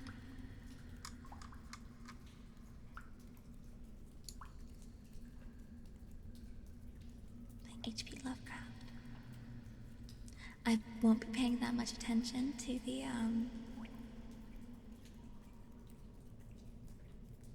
chat, by the way, because I'm obviously reading. So just so you guys know.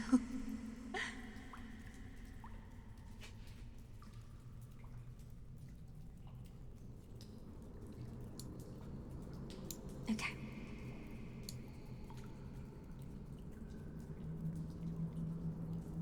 Yeah, it's giving me an error. I don't know why. It's like, error, please try again. And I'm like, why?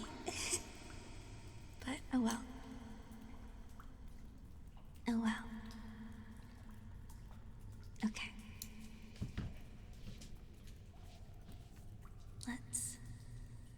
There we go.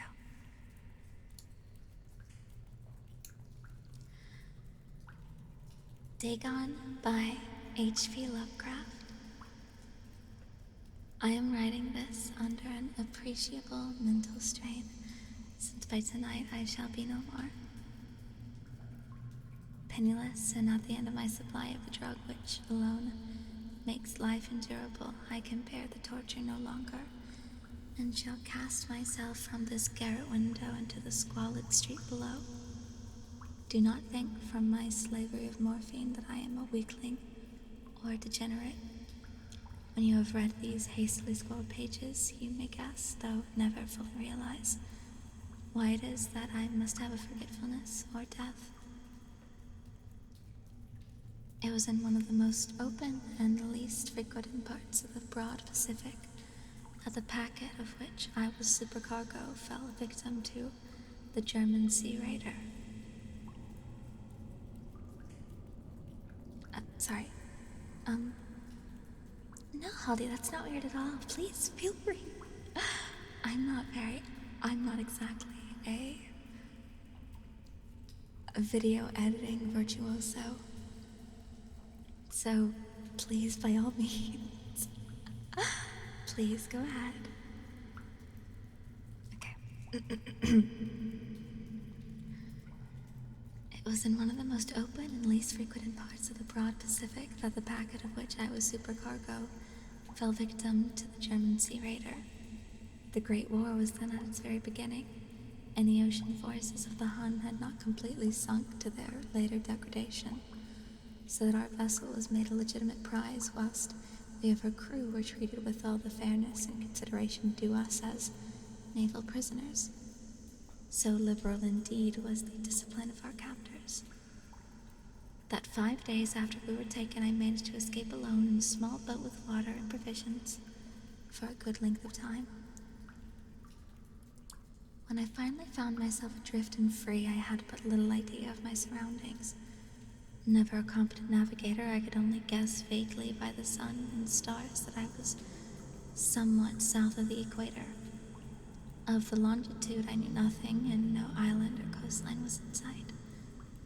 The weather kept fair, and for uncounted days I drifted aimlessly beneath the scorching sun, waiting either for some passing ship or to be cast on the shores of some habitable land. But neither ship nor land appeared, and I began to despair in my solitude upon the heaving vastness of unbroken blue. The change happened whilst I slept. Its details I shall never know, for my slumber, though troubled and dream-infested, was continuous. When at last I awakened, it was to discover myself half sucked into a slimy expanse of hellish black mire which extended about me in monotonous undulations as far as I could see, and in which my boat lay grounded some distance away. Though one might well imagine that my first sensation would be of wonder at so prodigious and unexpected a transformation of scenery, I was in reality more horrified than astonished, for there was in the air and in the rotting soil a sinister quality which chilled me to the very core. The region was putrid with the carcasses of decaying fish and of other less describable things which I saw protruding from the nasty mud of the unending plain. Perhaps I should not hope to convey in mere words the unutterable hideousness that can dwell in absolute silence and barren immensity. There was nothing within hearing, and nothing in sight save a vast reach of black slime. Yet the very completeness of the stillness and the homogeny of the landscape oppressed me with a nauseating fear. The sun was blazing down from a sky which seemed to me almost black in its cloudless cruelty, as though reflecting the inky marsh beneath my feet. As I crawled into the stranded boat, I realized that only one theory could explain my position. Through some unprecedented volcanic upheaval, a portion of the ocean floor must have been thrown to the surface, exposing regions of which innumerable millions of years had lain hidden under unfathomable watery depths. So great was the extent of the new land which had had risen beneath me that I could not detect the faintest noise of the surging ocean, strain my ears though as I might. Nor were there sea fowl to prey upon the dead things. For several hours I sat thinking or brooding in the boat, which lay upon its side and afforded a slight shade as the sun moved across the heavens. As the day progressed, the ground lost some of its stickiness and seemed likely to dry sufficiently for traveling purposes in a short time.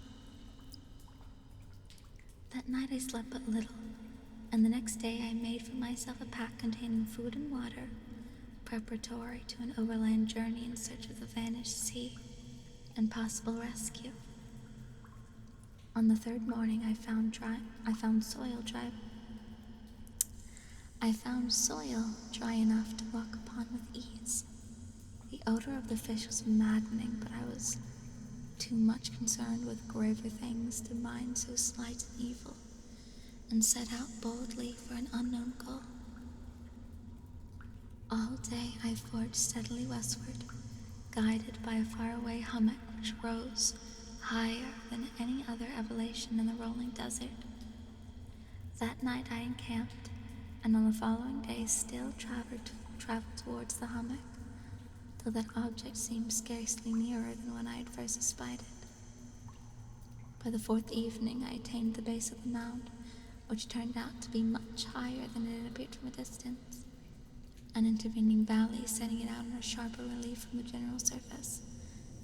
Too weary to ascend, I slept in the shadow of the hill.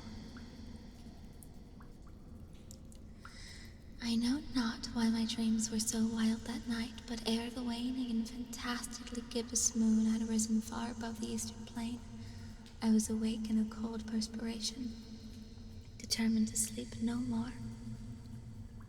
Such visions as I had experienced were too much for me to endure again, and in the glow of the moon I saw how unwise I had been to travel by day. Without the glare of the parching sun, my journey would have cost me far less energy. Indeed, I now felt quite able to perform the ascent which had deterred me at sunset. Picking up my pack, I started for the crest of the eminence. I have said that the unbroken monotony of the rolling plain was a source of vague horror to me, but I think my horror was greater when I gained the summit of the mound and looked down on the other side into an immeasurable pit or canyon whose black recesses the moon had not yet soared high enough to illumine. I felt myself on the edge of the world, peering over the rim into a fathomless chaos of eternal night, though my terror ran curious reminiscence of Paradise Lost and Satan's hideous climb through the unfashioned realms of darkness. 1 second, take a drink.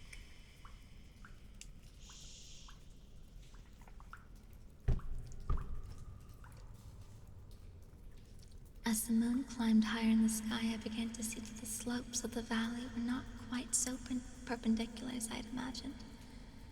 Ledges and outcroppings of rock afforded fairly easy footholds for a descent, whilst after a few hundred feet, the declivity became very gradual. Urged on by an impulse which I cannot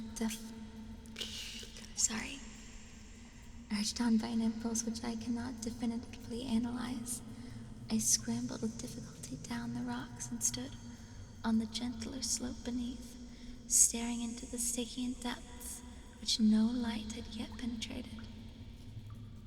All at once my attention was captured by a vast and singular object on the opposite slope, which rose steeply about 100 yards ahead of me, an object that gleamed whitely in the newly bestowed rays of the ascending moon. That it was nearly a gigantic piece of stone, I soon assured myself, but I was conscious of a distinct impression that its contour and position were not altogether the works of nature. A closer scrutiny filled me with sensations I cannot express, for despite its enormous magnitude and its position in an abyss that had yawned from the bottom of the sea since the world was young, I perceived beyond a doubt that the strange object was a well-shaped monolith whose massive bulk had known the workmanship and perhaps the worship of living and thinking creatures.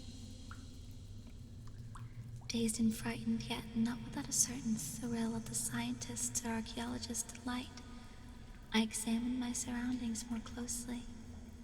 The moon, now near the zenith, shone weirdly and vividly above the towering steeps that hemmed in the chasm and revealed the fact that a far-flung body of water flowed at the bottom, winding out of sight in both directions and almost lapping at my feet as I stood on the slope.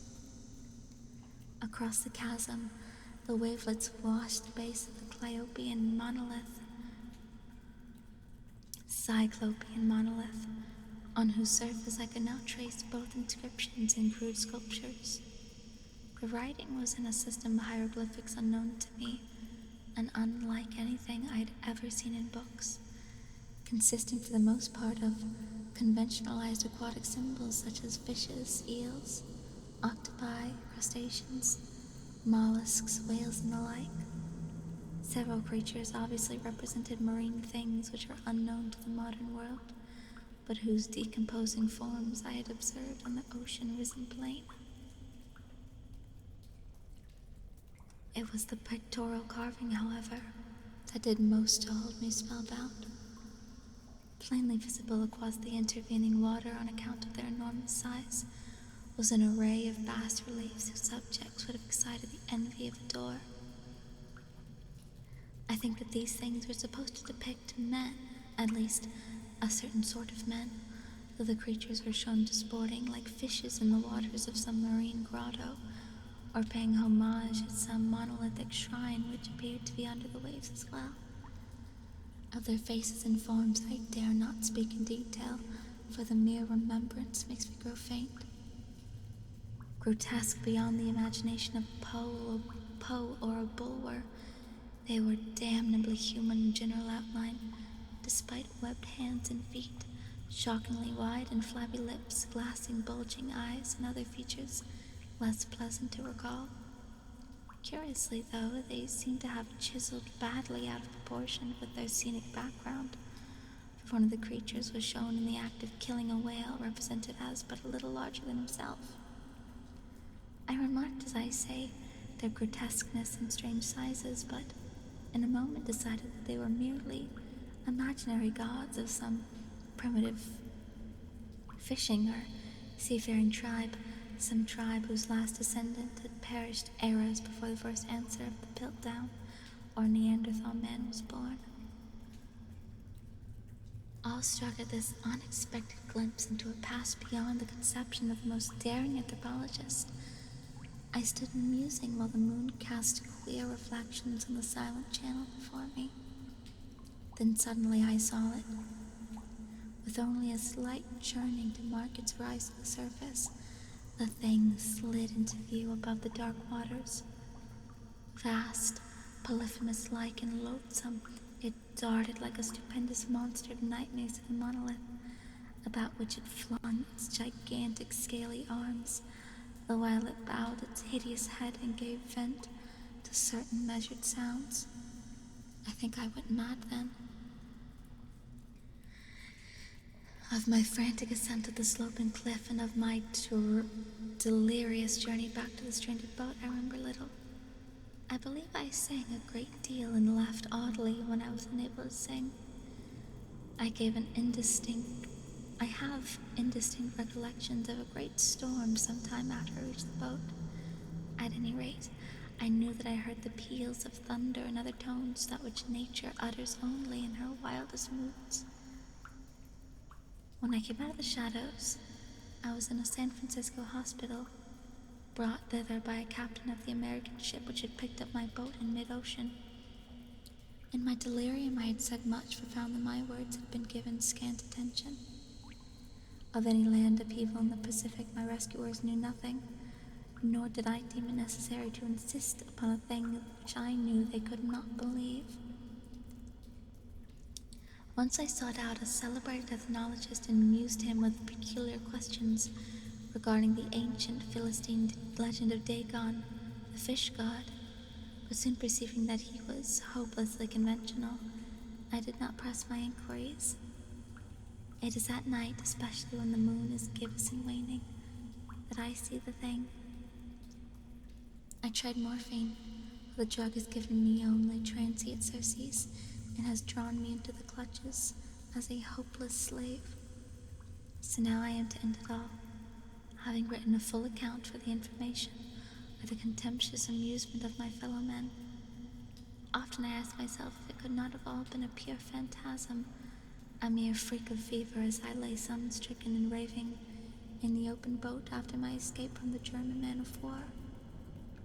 This I ask myself, but ever does there come before me a hideously vivid vision in reply.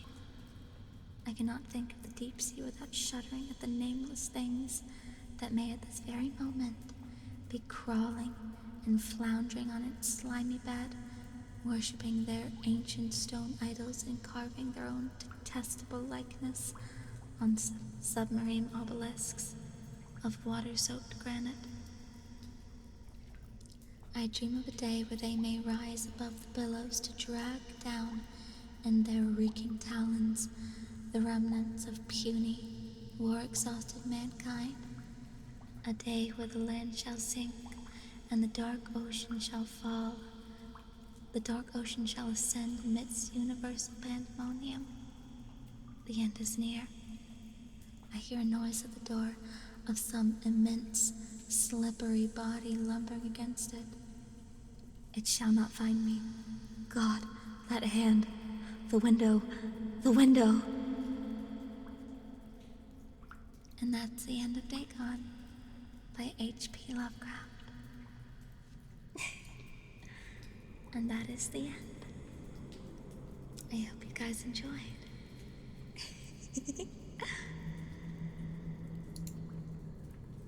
Let's see. I still can't add a stream marker. The heck?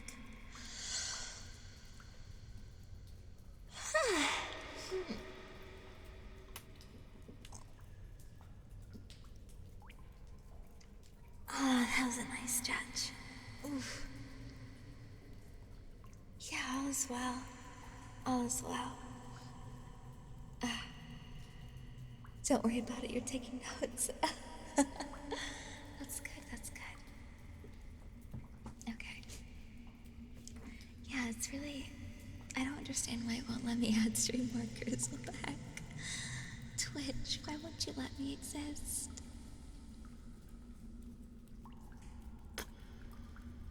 Upsetty spaghetti. Okay, so... Are you ready for the pit and the pendulum? The Pit and the Pendulum by Edgar Allan Poe. I feel like I'm going to do an accent for that one. It feels appropriate for a Poe story to do it in an accent, don't you agree? I just feel like it does. Absolutely, I 100% will, don't worry. Ambiance change, yes. I'll be changing to the campfire. Okay. Ah! Excuse me. Sorry.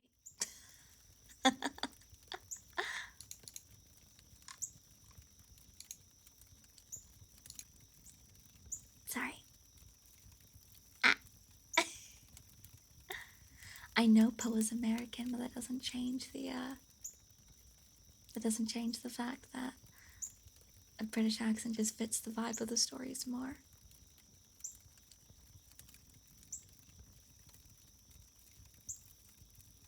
It just feels more appropriate.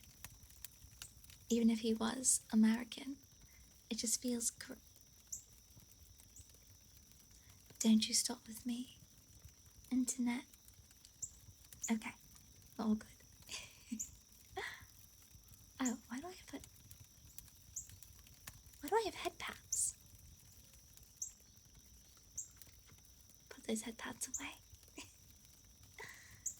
Take my book back out. There we go. Let's make it a little bit bigger. I had it the whole time, really? Oh. Oops.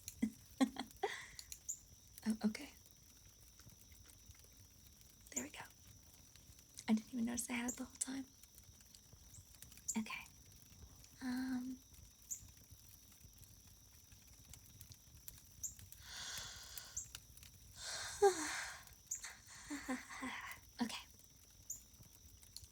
Pit and the Pendulum by Edgar Allan Poe.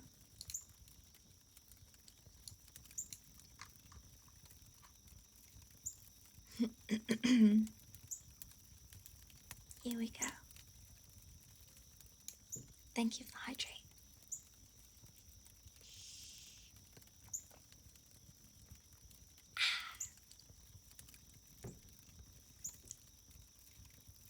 Okay. Okie dokie. Have I eaten dinner? I haven't. I have not eaten dinner. I didn't eat before stream again. I woke up too late. I'm sorry. I slept really badly, so I didn't. So I didn't eat food before stream started. Okay. Here we go.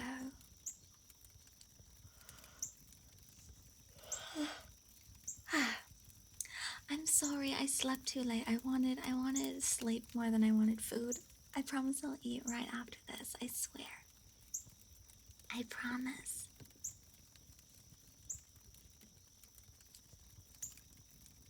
Okay, let me just.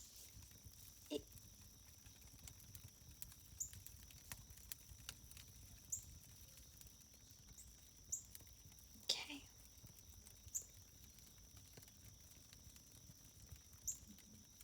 Let's see. Okie dokie. Yes, I will. I promise. I promise. I promise I will. I just slept really badly, so I wanted to get as much sleep as I could. I was very tired.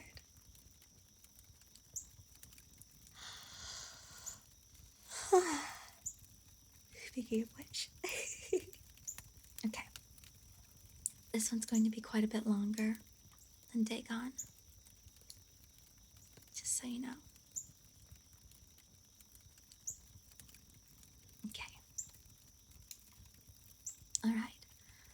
This is The Pit and the Pendulum by Edgar Allan Poe. Published 1850. Okay. I was sick unto death with that long agony, and when they at length unbound me and I was permitted to sit, I felt that my senses were leaving me. The sentence, the dread sentence of death, was the last of the distinct attenuation which reached my ears. After that, the sound of the inquisitorial voices seemed merged in one dreamy, indeterminate hum. It conveyed to my soul the idea of revolution, perhaps from its association in fancy with the burr of a mill wheel. This only for a brief period, for presently I heard no more. Yet, for a while I saw, but with how terrible an exaggeration, I saw the lips of the black-robed judges. They appeared to me white, wider than the sheet upon which I traced these words, and thin even to grotesqueness, thin with the intensity of the expression of firmness, of immovable resolution, of stern contempt of human torture. I saw that the decrees of what to me was fate was still issuing from those lips. I saw them writhe with a deadly locution. I saw them fashion the syllables of my name, and I shuddered because no sound succeeded. I saw, too, for a few moments of delirious horror, the soft and nearly imperceptible waving of the sable draperies which enwrapped the walls of the apartment. And then my vision fell upon the 7 tall candles on the table. At first they wore the aspect of charity, and seemed white and slender angels who would save me, but then, all at once, there came a most deadly nausea over my spirit, and I felt every fibre in my frame thrill as if I had touched the wire of a galvanic battery, while the angel forms became meaningless spectres with heads of flame, and I saw that from them there would be no help. And then there stole into my fancy, like a rich musical note, the thought of what sweet rest there must be in the grave.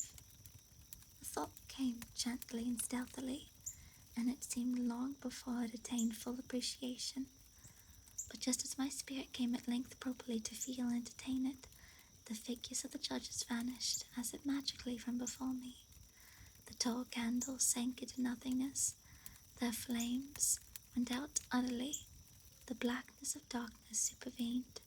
All sensations appeared swallowed up in a mad, rushing descent as if the soul into Hades. Then silence and stillness, night for the universe. I had swooned, but still will not say that all of consciousness was lost.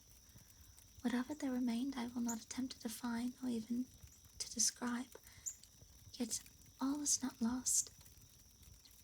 In the deepest slumber, no. In delirium, no. In a swoon, no. In death, no. Even in the grave, all is not lost. Else there is no immortality for man. Arousing from the most profound of slumbers, we break the gossamer web of some dream. Yet, in a second afterward, so frail may that web have been, we remember not that we have dreamed. In the return to life from the swoon there are two stages. First, that of the sense of mental or spiritual. Secondly, that of the sense of physical existence. It seems probable that if, upon reaching the second stage, we could recall the impressions of the first, we should find these impressions eloquent in memories of the gulf beyond. And that gulf is what? How at least shall we distinguish its shadows from those of the tomb? But if the impressions of what I have deemed the first stage are not at will recalled yet after a long interval, do they not come unbidden while we marvel whence they come?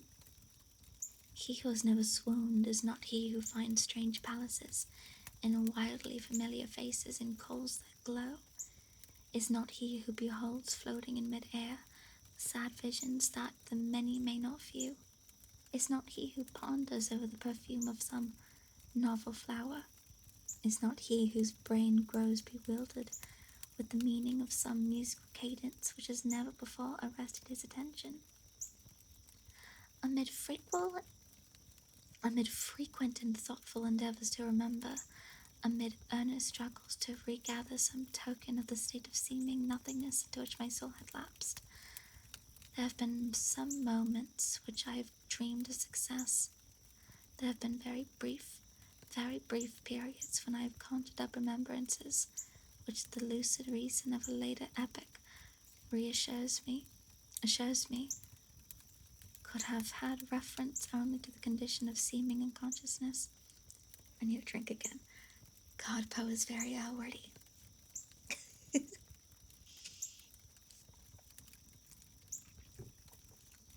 we go.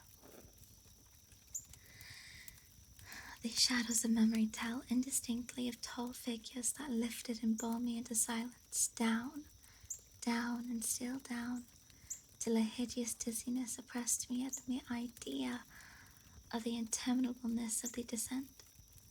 They tell also of a vague horror at my heart, on account of that heart's unnatural stillness.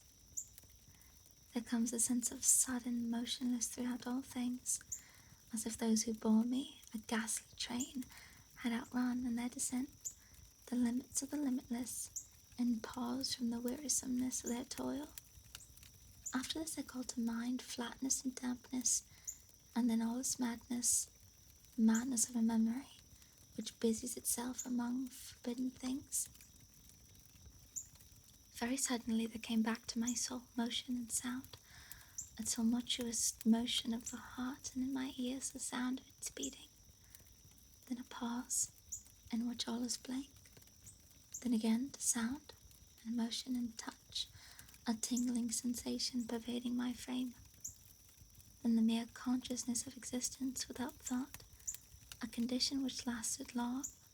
Then, very suddenly, thought and shuddering terror and earnest endeavor to comprehend my true state.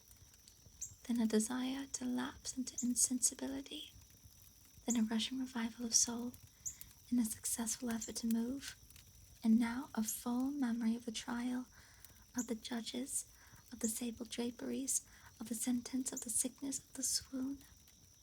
Then entire forgetfulness of all that followed, of all that a later day and much earnestness of endeavor have enabled me to vaguely recall. So far, I had not opened my eyes. I felt that I lay upon my back, unbound. I reached out my hand and it fell heavily upon something damp and hard. There I suffered it to remain for many minutes, while I strove to imagine where and what I could be.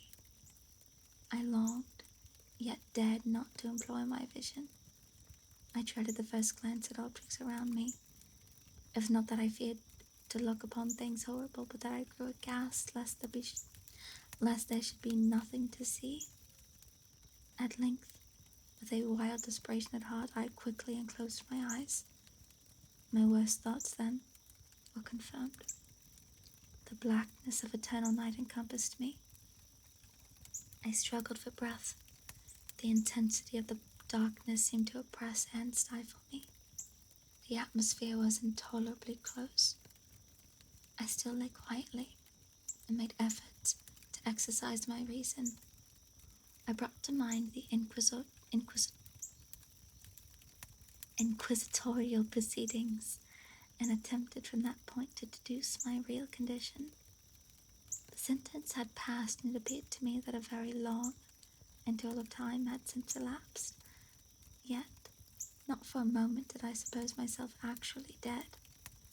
Such a supposition, notwithstanding what we read in fiction, is altogether inconsistent with real existence. But where and what state was I? The condemned to death I knew perished, usually at the other far, and one of these had been held on the very day of my trial. Had I been remanded to my dungeon to await the next sacrifice, which would not take place for many months? This I at once saw could not be. Victims had been in immediate demand. Moreover, my dungeon, as well as all the condemned as all the condemned cells at Toledo had stone floors, and light was not altogether excluded. A fearful idea now suddenly drove the blood in torrents upon my heart, and for a brief period I once more relapsed into insensibility. Upon recovering, I at once started to my feet, trembling convulsively in every fibre. I thrust my arms wildly above and around me in all directions.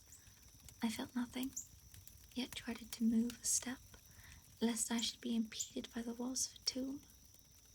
Perspiration burst from every pore and stood in cold big beads upon my forehead. The agony of suspense grew at length intolerable, and I cautiously moved forward, with my arms extended, and my eyes straining from their sockets, in the hope of catching some faint ray of light. I proceeded from many directions, but still all was blackness and vacancy. I breathed more freely. It seemed evident that mine was not, at least, the most hideous of fates. And now, as I still continued to step cautiously onward, there came thronging upon my recollection 1,000 vague rumors of the horrors of Toledo. Of the dungeons there had been strange things narrated, fables I had always deemed them, but yet strange and too ghastly to repeat save in a whisper. Was I left to perish of starvation in this subterranean world of darkness?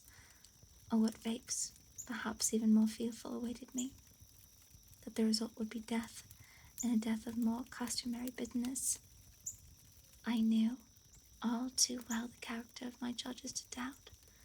The mode and the hour were all that occupied or distracted me. My outstretched hands at length encountered some solid obstruction. It was a wall, seemingly of stone masonry, very smooth, slimy, and cold. I followed it up, stepping with all the careful distrust with which a certain antique narratives had inspired me. This process, however, afforded me no means of ascertaining the dimensions of my dungeon, as I might make its circuit and return to the point whence I set out, without being aware of the fact, so perfectly uniform seemed the wall. I therefore sought the knife which had been in my pocket, when led into the inquisitorial chamber, but it was gone. My clothes had been exchanged for a wrapper of coarse serge. I had thought of forcing the blade in some minute crevice of the masonry, so as to identify my point of departure. The difficulty, nevertheless, was but trivial, although in the disorder of my fancy it seemed at least insuperable. I tore apart the hammer from the robe and placed the fragment at full length and at right angles to the wall. In groping my way around the prison, I could not fail to encounter this frag upon completing the circuit. So, at least I thought. But I had not counted upon the extent of the dungeon or upon my own weakness. The ground was moist and slippery. I staggered onward for some time when I stumbled and fell. My excessive fatigue induced me to remain prostrate, and sleep soon overtook me as I lay.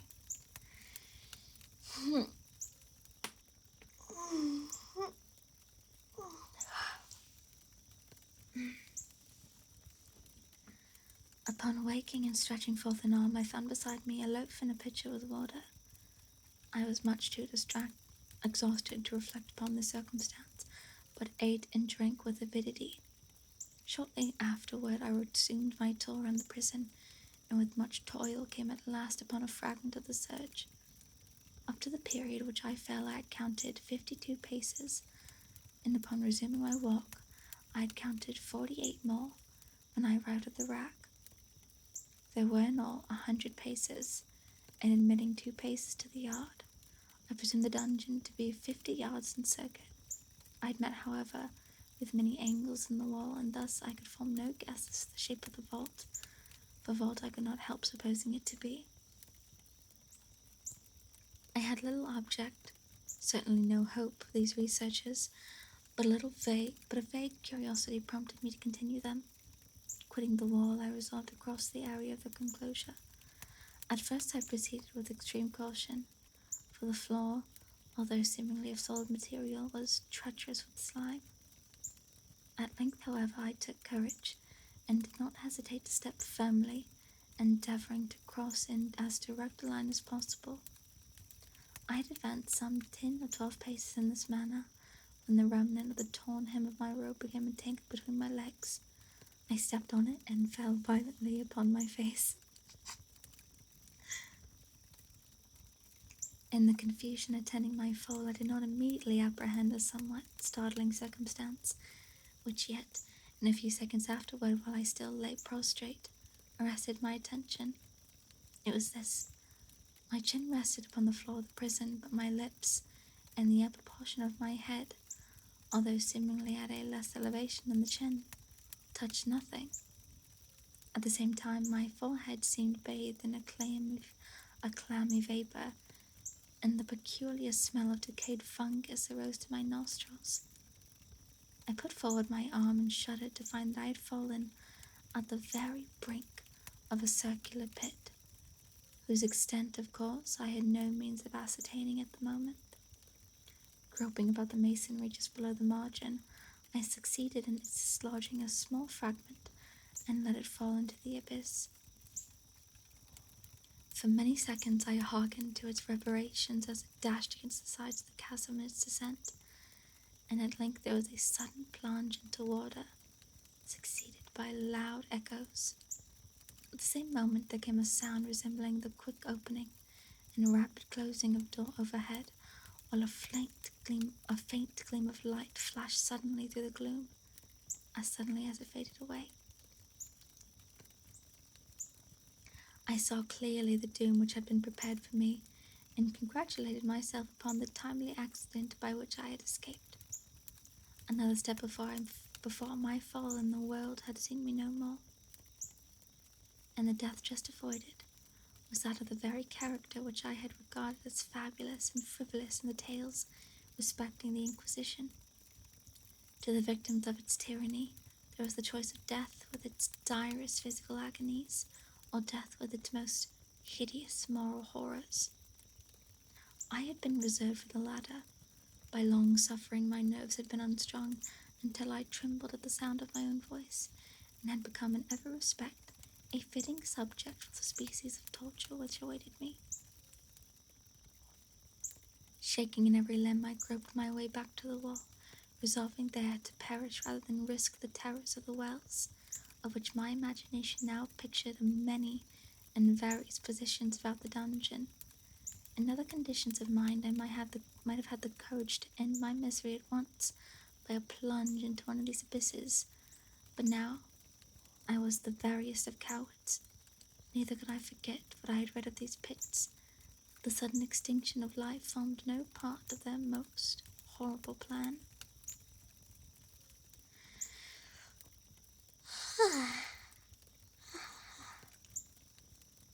Agitation of spirit kept me awake for many long hours, but at length I slumbered. Upon arousing, I found my side, as before, a loaf and a pitcher of water. A burning thirst consumed me, and I consumed the vessel as at a draught. At a draught. Draught? Draught. I don't remember. I must have been drugged, for scarcely I had drunk before I became irresistibly drowsy. A deep sleep fell upon me, a sleep like that of death. How long it lasted, of course, I not know, but when once again I unclosed my eyes, the objects around me were visible. By a wild sulphurous lustre, the origin of which I could not first determine, I was enabled to see the extent and aspect of the prison. In its size I had been greatly mistaken. The whole circuit of its walls did not exceed 25 yards. For some minutes this fact occasioned me a world of vain trouble. No, sorry, it wasn't part of the story. I genuinely couldn't remember whether that word was draft or not. No, that was actually me.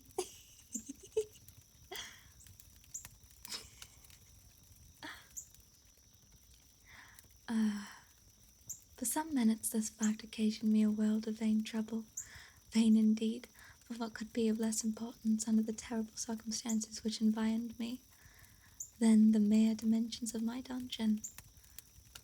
My soul took a wild interest in trifles, and I busied myself in endeavours to account for the error I had committed in my measurement. The truth at length flashed upon me. In my first attempt at exploration I had counted 52 paces, up to the period when I fell.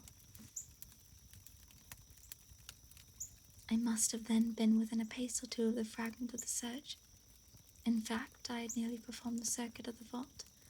I then slept, and upon awaking, I must have returned upon my steps, thus supposing the circuit nearly double what it actually was. My confusion of mind prevented me from observing that I began my tour with the wall to the left, and ended it with the wall to the right. I had been deceived, too, in respect to the shape of the enclosure.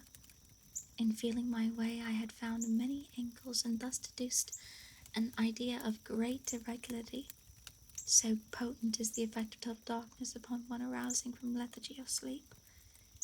The angles were simply those of a few slight depressions or niches at odd intervals. The general shape of the prison was square. What I had taken for masonry seemed now to be iron or some other metal in huge plates, whose sutures or joints occasioned the depression. The entire surface of this metallic enclosure was rudely daubed in all the hideous and repulsive devices to which the charnel and superstition of the monks had given rise. The figures of fiends and aspects of menace, with skeleton forms and other more fearful images, overspread and disfigured the walls. I observed that the outlines of these monstrosities were sufficiently distinct, but that the colours seemed faded and blurred as if from the effects of a damp atmosphere. I now noticed the floor, too, which was of stone.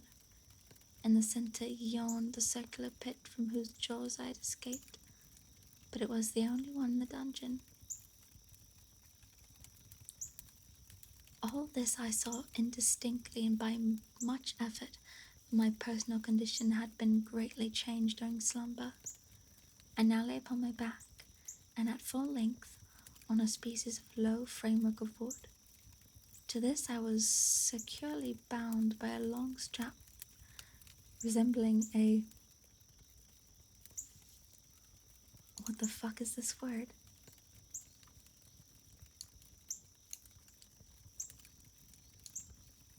Surcingle? Surcingle? That's a new one. That's a new one for me.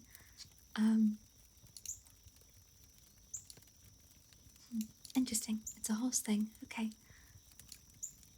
It passed in many convolutions about my limbs and body, leaving at liberty only my head and my left arm to such extent that I could, by dint of much exertion, supply myself with food from an earthen dish which lay by my side on the floor. Isel. How's it spelled? Here you go. Never heard this word before.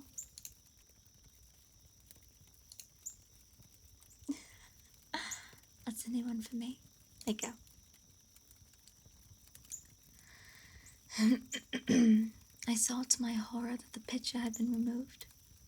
I say to my horror, for I was consumed with intolerable thirst.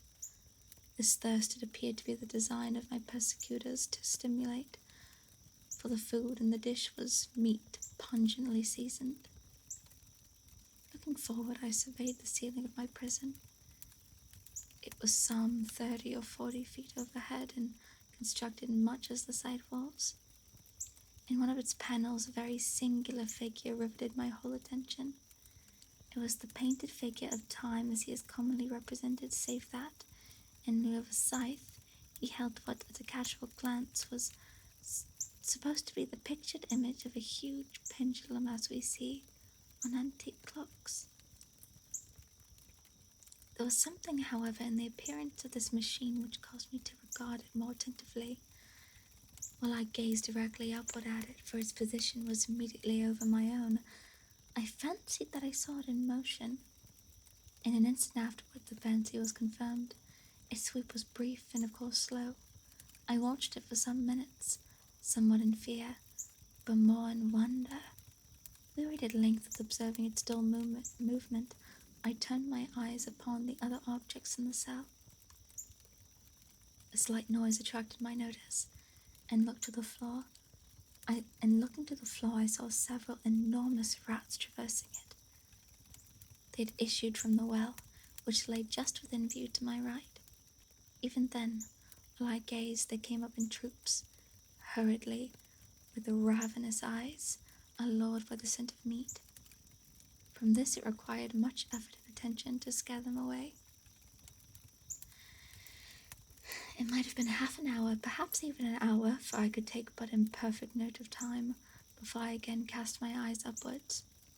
What I saw then confounded and amazed me. The sweep of the pendulum had increased in extent by nearly a yard.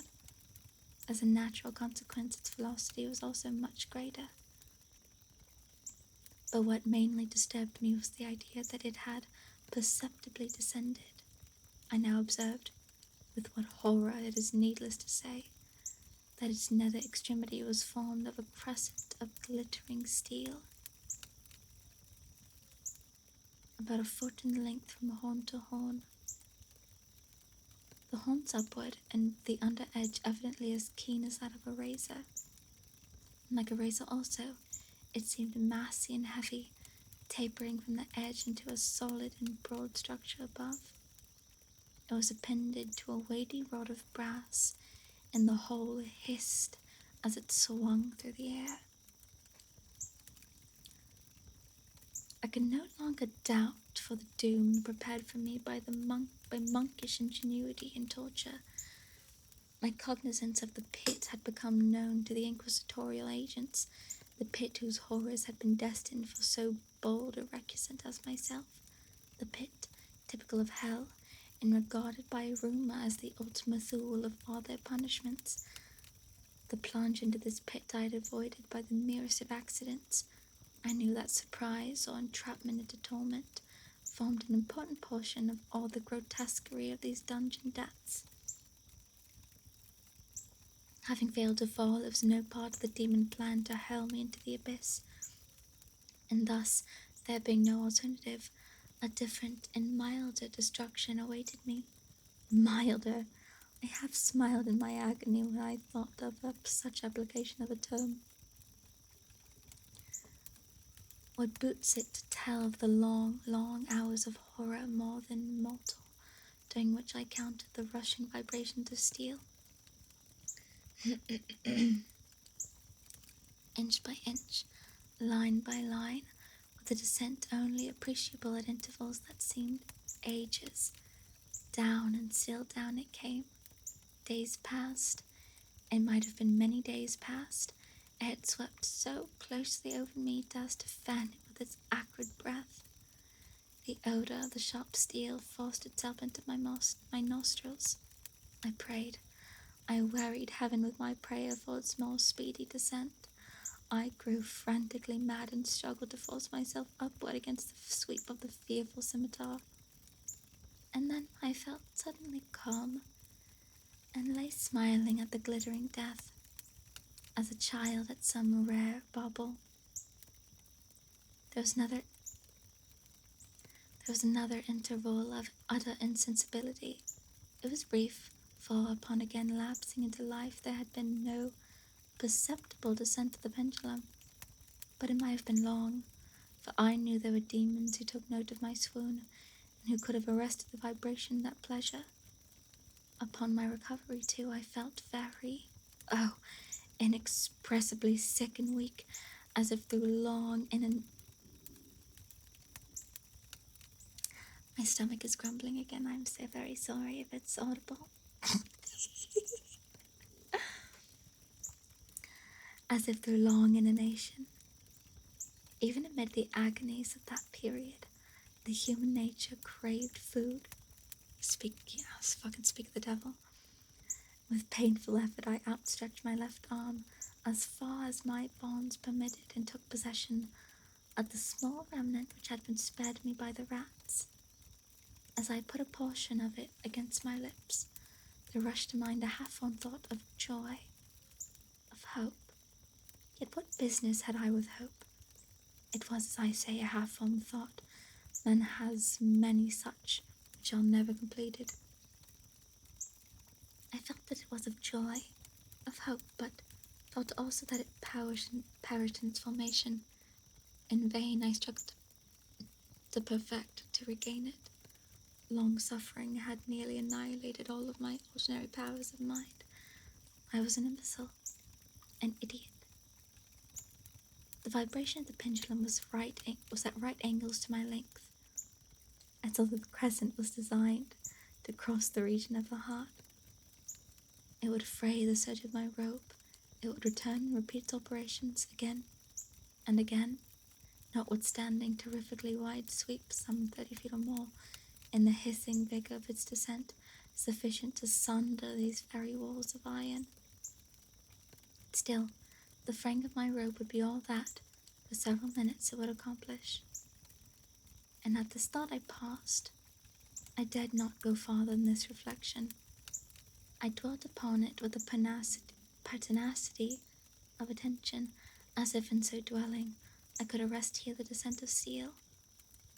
I forced myself to ponder upon the sound of the crescent as it should pass across the garment, upon the peculiar thrilling sensation which the friction of cloth produces on the nerves. I pondered upon all this with frivolity until my teeth were on edge. Down, steadily down it crept. I took a frenzied pleasure in contrasting its downward with its lateral velocity, to the right, to the left, far and wide, with the shriek of a damned spirit, to my heart with the stealthy pace of a tiger. I alternately laughed and howled as the one or the other idea grew predominant. Down, certainly, relentlessly down, it vibrated within 3 inches of my bosom. I struggled violently, furiously, to free my left arm. This was free only to the elbow, to the hand. I could reach the ladder from the platter beside me to my mouth with great effort, but no further. Could I have broken the fastenings above the elbow, I would have seized and attempted to arrest the pendulum. I might have attempted to arrest an avalanche. Down, still unceasingly, still inevitably down.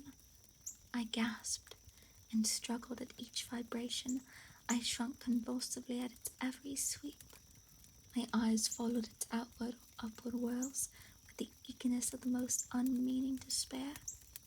They closed themselves spasmodically at the descent although death would have been a relief. Oh, how unspeakable. Still, I quivered in every nerve to think how slight a sinking of the machinery would precipitate that keen, glistening axe upon my bosom. It was hope. It was hope that prompted the nerve to quiver, the frame to shrink. It was hope, the hope that triumphs on the rack, that whispers to the death-condemned even in the dungeons of the Inquisition. I saw that some 10 or 12 vibrations would bring the steel in actual contact with my robe, and with this observation there suddenly came over my spirit all the keen, collected calmness of despair. For the first time during many hours, or perhaps days, I thought. It now occurred to me that the bandage which enveloped me was unique. I was tied by no separate cord. The first stroke of the razor-like crescent athwart any position of the band would so detach it that it might be unwound from my person by means of my left hand. But how fearful in that case the proximity of the steel, the result of the slightest struggle, how deadly. Was it likely, moreover, that the minions of the torturer had not foreseen and provided for this possibility?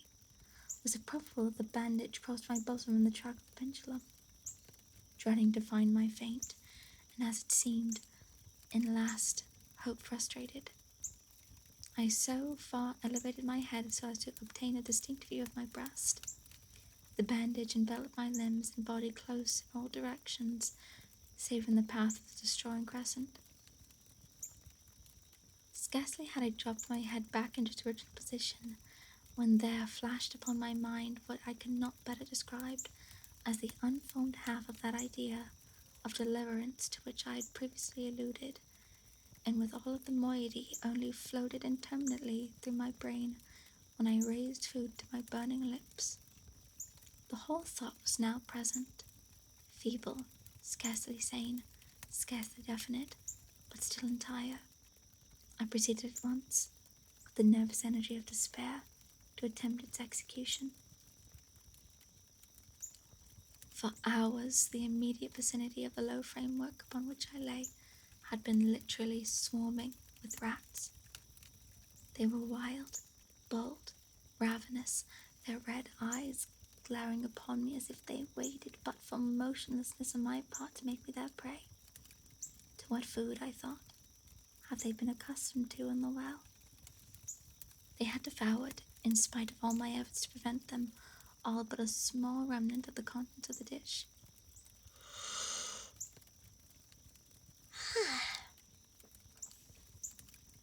I had fallen into a habitual seesaw or wave of the hand about the platter, and at length the unconscious uniformity of the movement deprived it of effect, and the voracity of the vermin frequently fastened their sharp fangs in my fingers. With the particles of the oily and spicy viand which now remained, I thoroughly rubbed the bandage wherever I could reach it. Then, raising my hand from the floor, I lay breathlessly still. At first the ravenous animals were startled and terrified at the change, at the cessation of movement. They shrank alarmedly back. Many sought the well, but this was only for a moment. I had not counted in vain upon the voracity. Observing that I remained without motion, one or two of the boldest leaped upon the framework and smelt of the bandage. This seemed to signal for a general rush. From the well they hurried in fresh troops. They clung to the wood, they overran it, and leaped in hundreds for my person. The measured movement of the pendulum disturbed them not at all. Avoiding its stroke, they busied themselves with the anointed bandage. They pressed, they swarmed upon me in ever-accumulated heaps. They writhed upon my throat, their cold lips sought my own. I was half stifled by their thronging pressure. Disgust, for which the word has no name, swelled my bosom and chilled with a heavy clamminess my heart. Yet 1 minute, and I felt that the struggle would be over. Plainly I perceived the loosening of the bandage. I knew that in more than one place it must be already severed. With a more than human resolution, I lay still. Nor had I erred in my calculations, nor had I endured in vain. I at length felt that I was free.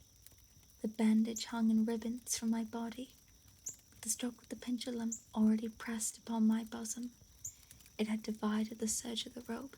It had cut through the linen beneath. Twice again it swung, and a sharp sense of pain shot through every nerve. But the moment of escape had arrived.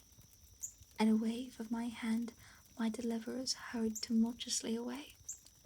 With a steady movement, cautious, sidelong, shrinking and slow, I slid from the embrace of the bandage and beyond the reach of the scimitar. For the moment, at least, I was free.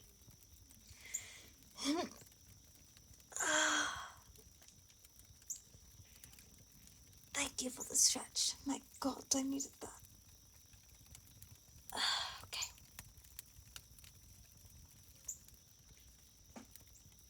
Free and in the grasp of the Inquisition. I had scarcely stepped from my wooden bed of horror upon the stone floor of the prison when the motion of the hellish machine ceased and I beheld it drawn up by some invisible force through the ceiling. This was a lesson which I took desperately to heart. My every motion was undoubtedly watched. Free. I had but escaped death in one form of agony to be delivered unto worse than death in some other. With that thought I rolled my eyes nervously around the barriers of iron that hemmed me in. Something unusual, some change which at first I could not appreciate distinctly, it was obvious had taken place in my apartment. For many minutes of a dreamy and trembling abstraction I busied myself in vain, unconnected conjecture.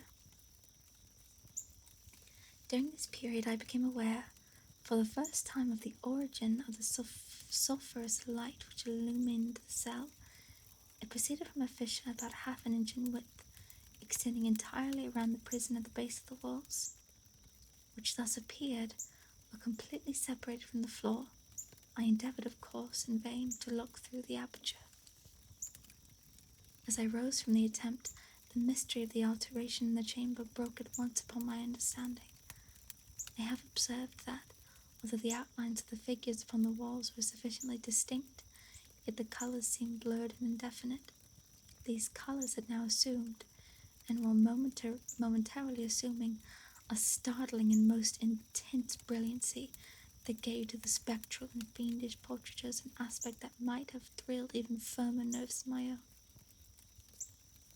Demon eyes of a wild and ghastly vivacity glared upon me in 1,000 directions, when none had been visible before, and gleamed with the lurid lustre of a fire I could not force my imagination to regard as real. Unreal, even while I breathed, there came to my nostrils the breath of the vapor of heated iron. A suffocating odor pervaded the prison. A deeper glow settled each moment of the eyes that I stared at my agonies. A richer tint of crimson diffused itself over the pictured horrors of blood. I panted, I gasped for breath. There could be no doubt of the design of my tormentors. Oh, most unrelenting, oh, most demonic of men. I shrank from the glowing metal to the center of the cell. Amid the thought of the fiery destruction that impended, the idea of the coolness of the well overcame my soul like balm. I rushed to its deadly brink. I threw my straining vision below. The glare from the enkindled roof illumined its innermost recesses, yet for a wild moment did my spirit refuse to comprehend the meaning of what I saw. At length it forced. It wrestled its way into my soul. It burned itself upon my shuddering reason. Oh, for a voice to speak! Oh, horror! Oh, any horror but this!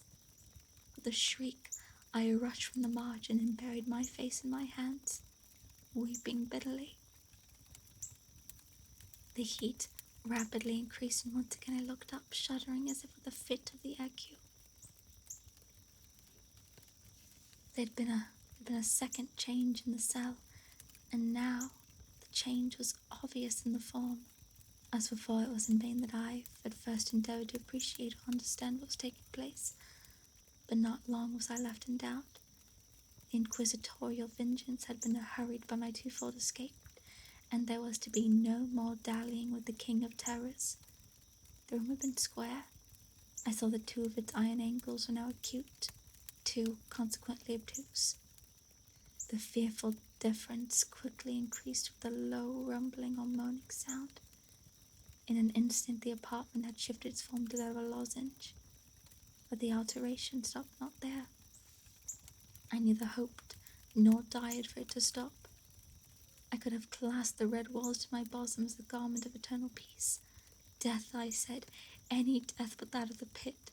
Fool! Might I have not known that into the pit was the object of the burning iron to urge me? Could I resist its glow? Or, if even that, could I withstand its pressure? And now, flatter and flatter grew the lozenge, with a rapidity that left me no time for contemplation. Its center, and of course, its greatest width, came just over the yawning gulf. I shrank back, but the closing walls pressed me resistlessly forward. At length, for my seared and writhing body, there was no longer an inch of foothold in the firm floor of the prison. I struggled no more, but the agony of my soul found vent in one loud, long, and final scream of despair. I felt that I tottered upon the brink.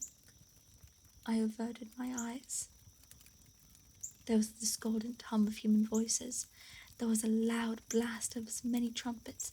There was a harsh grating of 1,000 thunders. The fiery walls rushed back.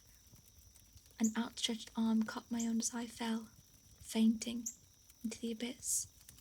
It was that of the General Lasalle. The French army had entered Toledo. The Inquisition was in the hand of its enemies. And I think that's the end. I think that's the end of The Pit and the Pendulum. Rose, hello! Oh my gosh, Rose, thank you so much for the raid. Hello, how are you? How are you doing? Hello. Hello, thank you so much. I hope y'all was going well. I don't know why I'm still talking with the accent. I don't know why I was talking with the accent. You're working on that model. Oh, it's looking so good. It was looking so good when you showed us. I'm excited to see what progress you've made. Hello, welcome. Thank you so much. Hello. Just finished reading The Pit and the Pendulum by Edgar Allan Poe.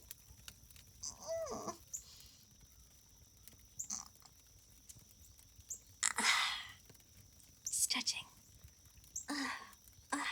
Okay. Let's put the book away. Oh, glasses off. There we go. Okay. Okay.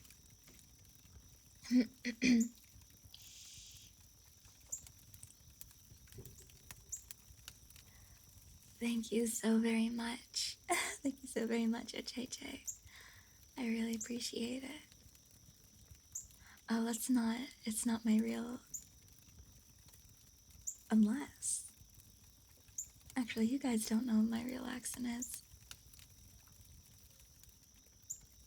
Or is it? Is it my real accent? Or my original accent, I suppose? You guys will never know. Jazzy scatting,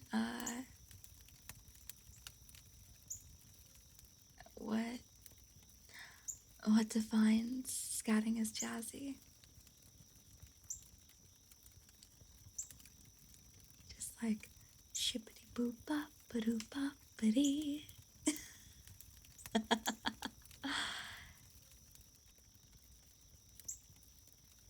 Tippity da ba boop ba ba da da da. How's the stream been? it has been chaos, to say the least, actually. It's been a lot of chaos. There's been scuff, bullying.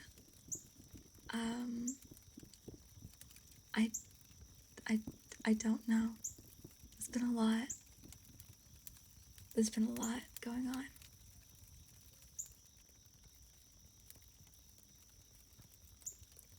Yeah, VTube Studio was like, fuck you. Yeah. For some reason, VTS React just decided to stop working. So I have to do all of my redeems manually now.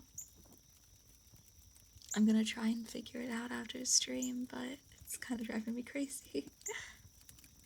Maybe I have to try logging out of Twitch and logging back in. I don't know. I don't know. Okay, let's change.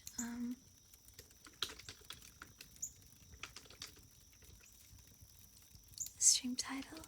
I'm probably gonna just chat for a while. Not for too much longer. Not for too much longer.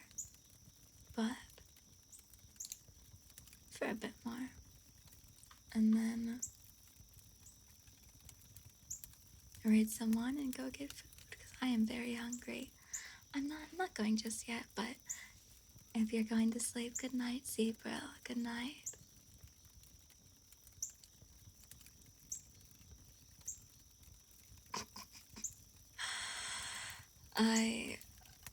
Well, I'm glad it's not.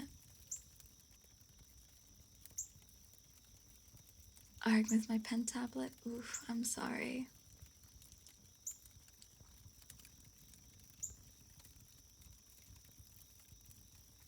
Uh, I don't know. I'm not sure, Moth Boy.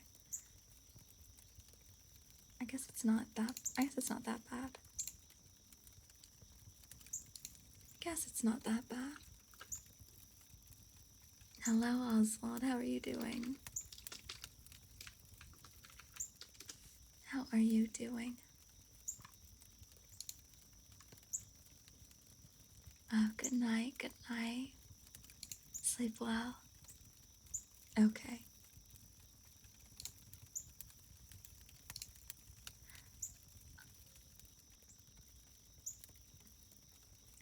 I'm assuming you mean in English, right? I'm assuming you mean in English. And not the native German. Aww. I'm so happy for that copy. Give them pets for me.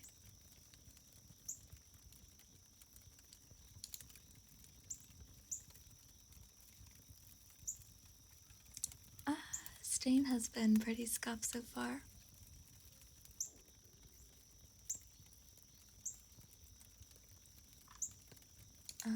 Let's see. Read it in German. Oh, don't worry about it, Rose. Please. Don't worry about it. It's fine. Have a good rest of your evening.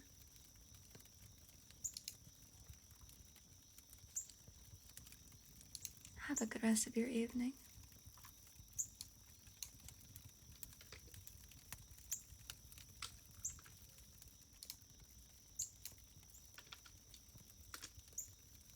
Read it in German. I would not manage to read it in German, unfortunately, so.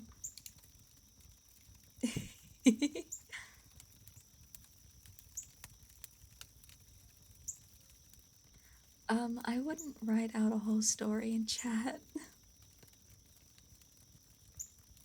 This isn't quite the place to write out stories here. Okay, Okay, here you go. Let us be glad. Grumbling is in vain. Growling, droning is in vain. The true bane of life. Droning is in vain.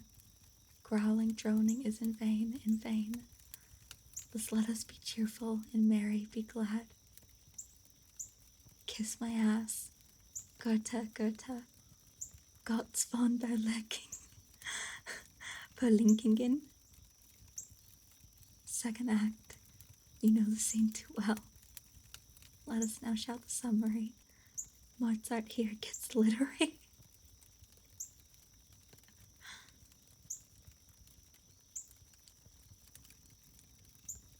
Okay.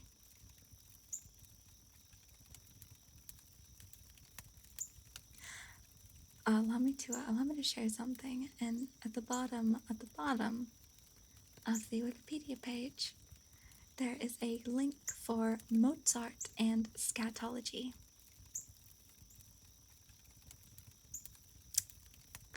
which I will not be clicking on. I don't want to know. I don't want to know about Mozart's interests. So, I just felt like I needed to share that information. So, yeah. I'm not gonna click on it. I don't want to know. I already know that he was a weird little man. I don't need to know that he's an even weirder little man. An even stranger little man. Son of a bitch. Fine. I'm not gonna read it. I don't wanna push.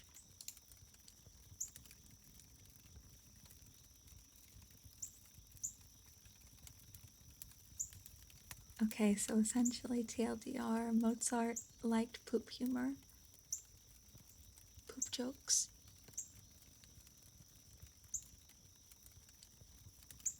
What the fuck? Let the man like poop jokes, goddamn. Okay, actually no, I'm reading it out loud. This material has long been a puzzle for Mozart scholarship. Some scholars try to understand it in terms of its role in Mozart's family, his society, and his times. Others attempt to understand it as a result of an impressive list of psychiatric conditions from which Mozart is claimed to have suffered.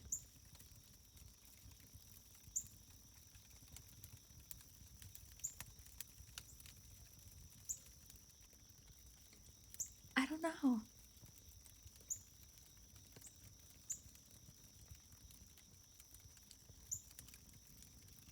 I don't know, you guys.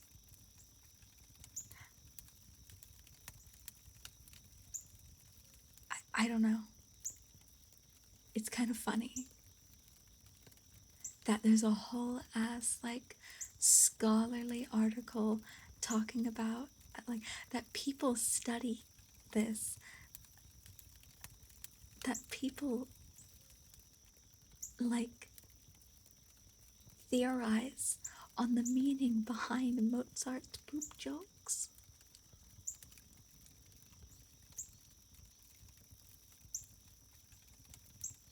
Clearly there has to be a deeper meaning. There's got to be a deeper meaning in it. What could it possibly mean? Thank you, Delta. I appreciate. God damn it, Moth Boy. Some sort of encoded message. He's telling us something.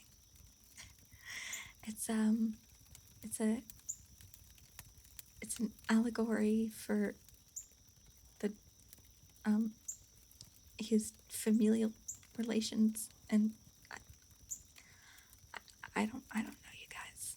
It's kind of funny.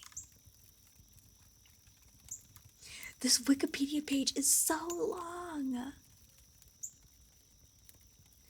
This Wikipedia page is so fucking long, you guys.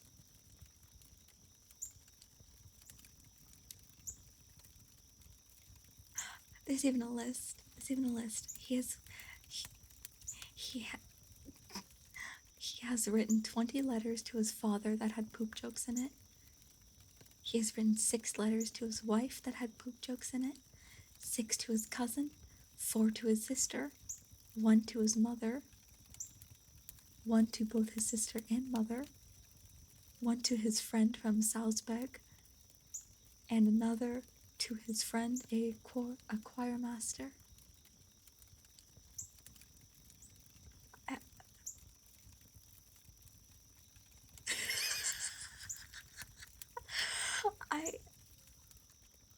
is so strange.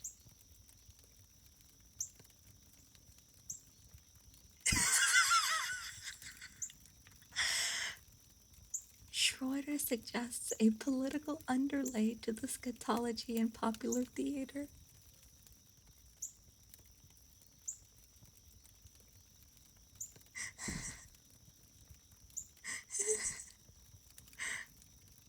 It suggests Shorter suggests that in the 18th century, poop humor was far more public and quote unquote mainstream.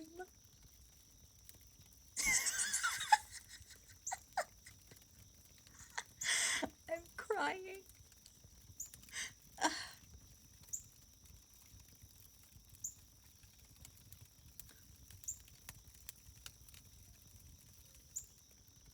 Oh my god, so I hate you. I hate you. Oh god. Icon, I love your niece laughters about poopsie whoopsie. Try not to dump them all on us at once. There you go. I'm sorry. I'm sorry, everyone. Blame Soul for that. It wasn't me.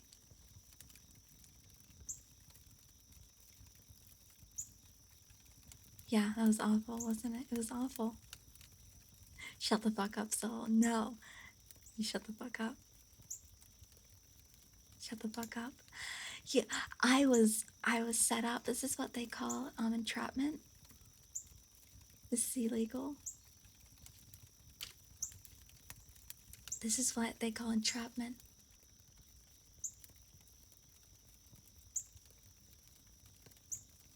This is really weird. This is so strange. This is one of the strangest Wikipedia articles I've ever seen.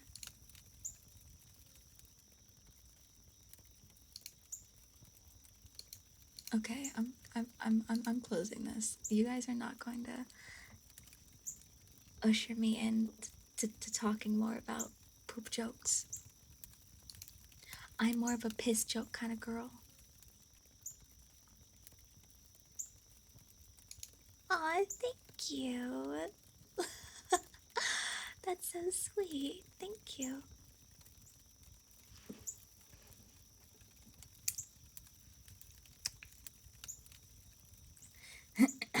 Allow me to preface this that I have never once put my hand on a Bible and sworn that everything I say is true.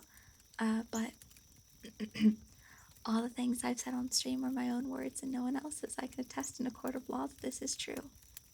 However, I've never put my hand on a Bible or any other book of confusing legal, religious, I don't know. I have not put my hand on any books and claimed that I am a truther. Hello, Space Voyager. How are you doing?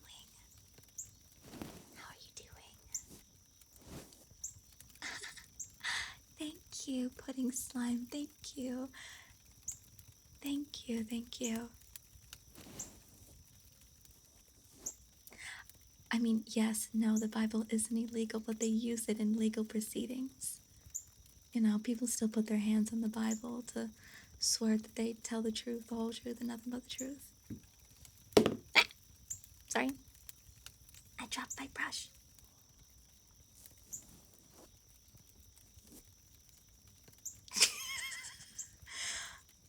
I have put my hands on books and claimed that I am a truther. Thank you, thank you. Aw, legal in here with the wholesome content. I agree. You are all doing great, and I'm very proud of all of you. Just keep doing your best, okay? I'm happy for you. You've got this. Even if you're not doing so great, it's gonna get better. I promise you. I promise. You're doing great. Thank you, thank you. You know what? Let's zoom out a little bit just for fun. There we go. Exactly, Coffee. Yeah, it's so weird. See? Yeah, it's so strange. Yeah, it's very weird.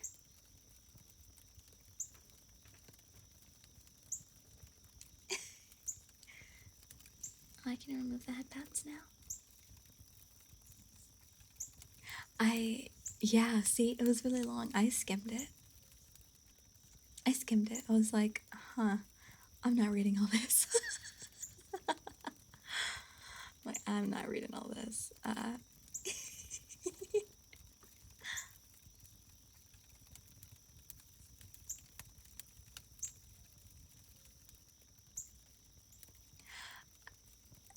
But to the point of there being, like, an incredibly long Wikipedia page, and scholars deeply concerned about the meaning behind his poop jokes.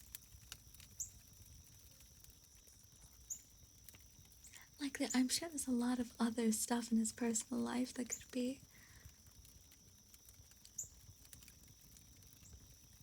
But he's a poop degenerate.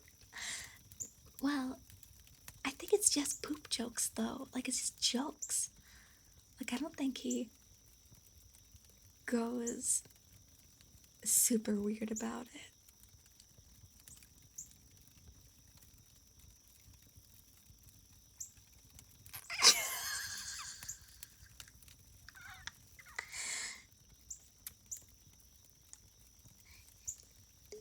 What are those? Divorce papers? What are those for? What about our son? Ooh. Are you really going to tear our family apart like this? But we could go to counseling. We could get better, honey. I can try my best. We don't have to do this. Ooh.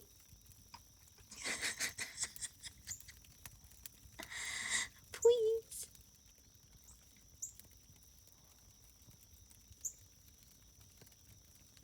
I hate that you just put that thought, that idea, that concept into my head. So,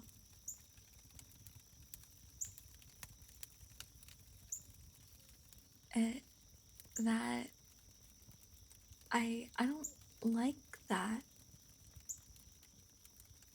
I don't like that. I don't like to think of the Pope collecting Gamer Girl bathwater.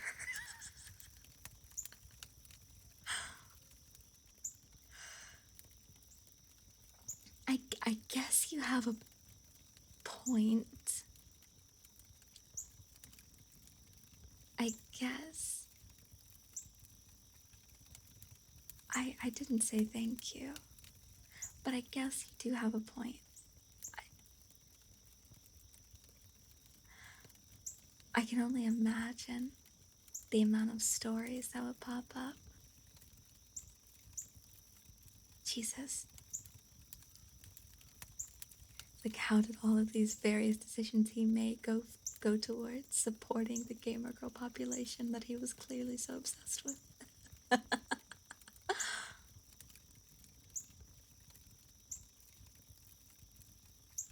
Yeah, it does get confusing, doesn't it? Neither of us have changed. One of us has got to change. What was I doing? I got so distracted by that entire concept that I've just completely lost my sense of. Mwah. Kiss for Chad. My mind is blank. I was signing the divorce papers. Yeah. That I was doing. Yeah, I probably won't stream for too much longer. I am very hungry. I need to get my I need to reorganize my desk a little bit more. My monitors are all so much higher now. I've got two big old monitors now, you guys. So now I look like I'm staring up whenever I'm trying to read stuff.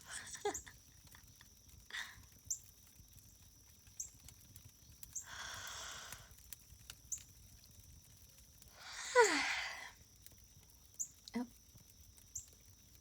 Read and solve a riddle from a random riddle website. Fuck, okay. Shit. Random riddle.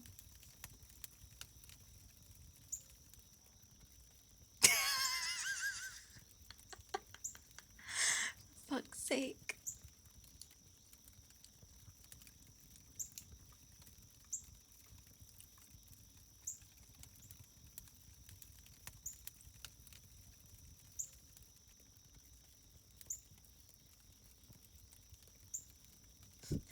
The first thing that popped up is, what element is derived from a Norse god?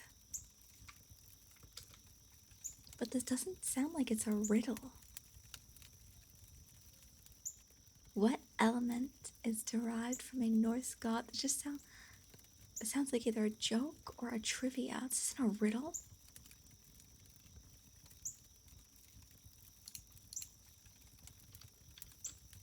Yeah, thorium. That's what I was thinking, but that's like a trivia question. Let's see what the answer is. Yeah, that's what I thought. Thorium.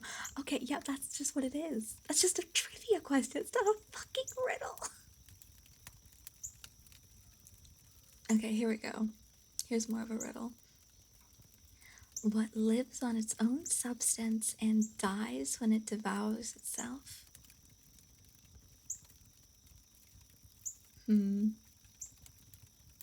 That's a more appropriate riddle.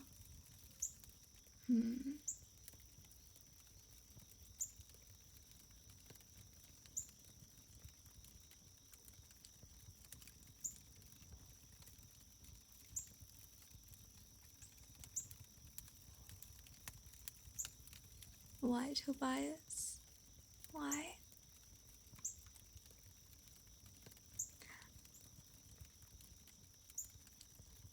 What lives on its own substance and dies when it devours itself?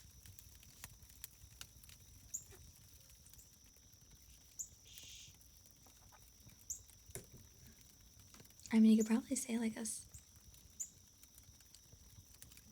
I mean, someone who's self-cannibalizing probably fits that bill, but I hardly.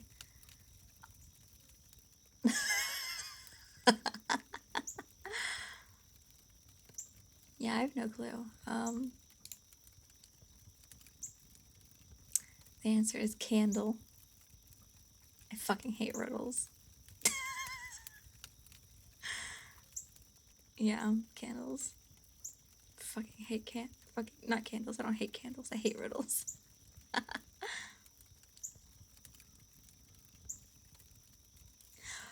I'm on this website and it's like it's a riddles website, but half of these are either jokes or half of these are jokes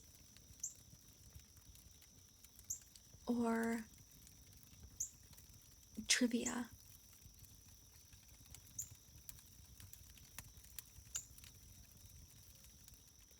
Although realistically, a candle, it consumes the wick. Oh, I guess the candle involves the wax and the wick, but like, did you hear about the Italian chef with a terminal illness?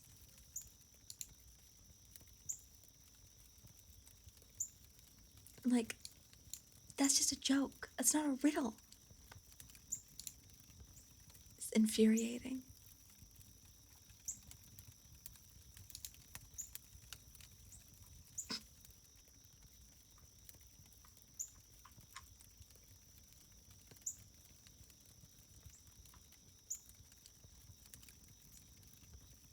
The candle consumes the wax to light?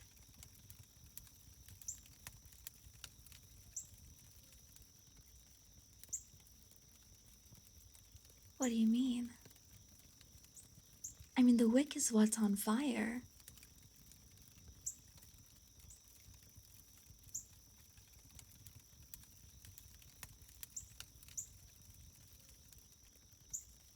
But I mean, what?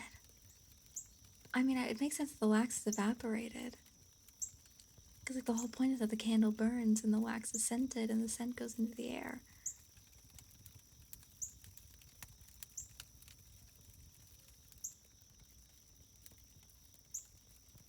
Huh.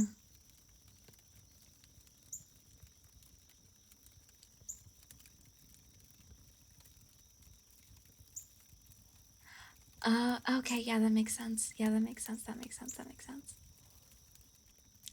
We're not gaslighting you. I know you're not gaslighting me. When you put it as the wax as the fuel, that makes more sense. That makes more sense. That makes more sense. Yeah. Wax lighting you. Hello.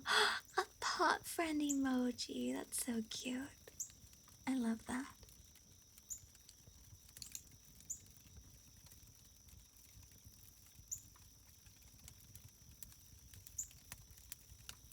Let's see, I'm gonna refresh.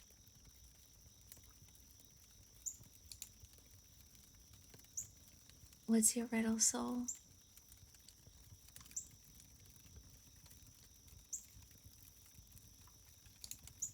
Oh my god. Here is another fucking quote unquote riddle. It's like, what are the 3 R's to keeping the earth clean? That's not a fucking riddle. That's not a riddle.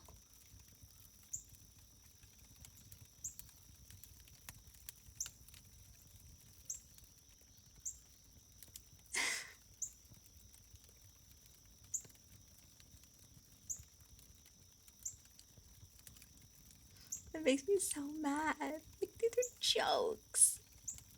Get a different site, I know.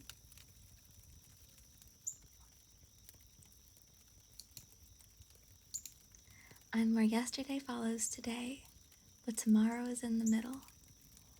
When am I?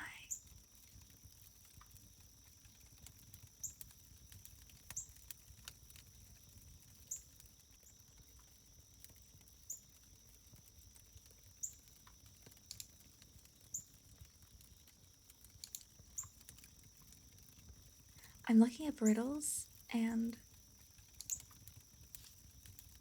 half of them are like, riddles for children.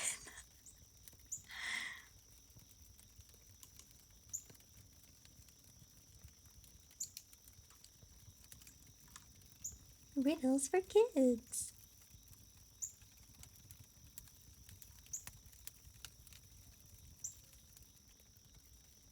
At midnight.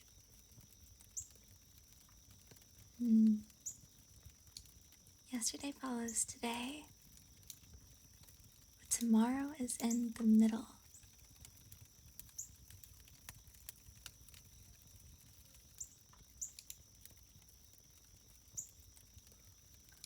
Oh my god. A dictionary.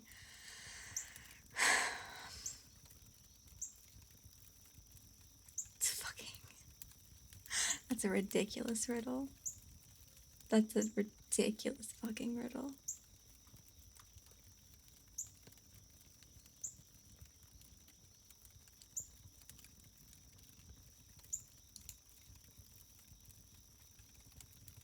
$1,000 random riddles.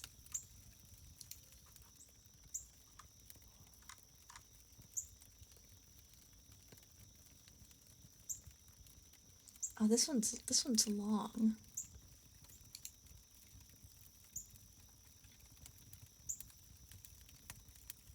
This isn't really a riddle.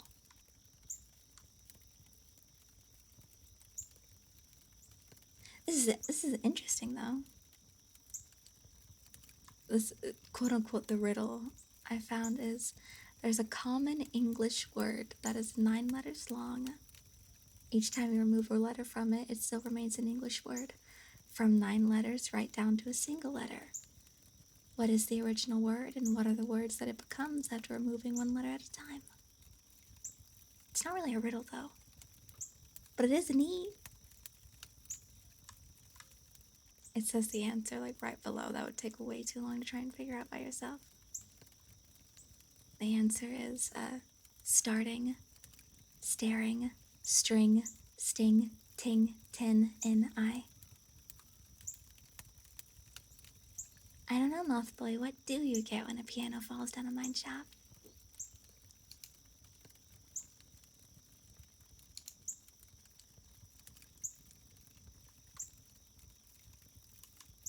A big mess? A loud noise?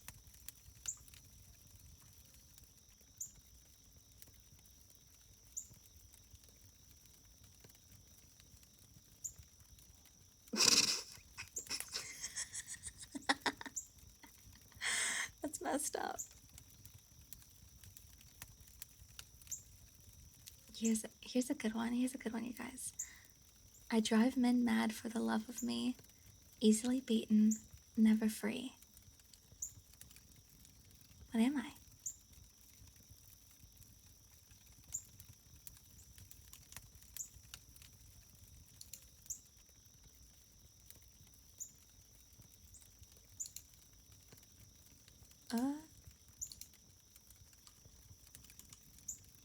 I drive men mad for the love of me, easily beaten, never free.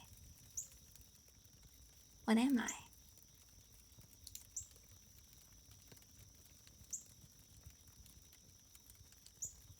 You want to say something dumb? You're allowed. What am I gonna do? Call the cops? I don't call cops here.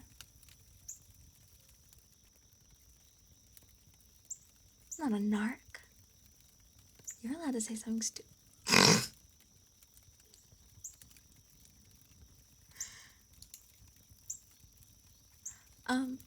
Where do you live that masturbation is never free? Moth Boy? Where do you live that it's not free? Sounds awful. Goodbye, Delta. Goodbye.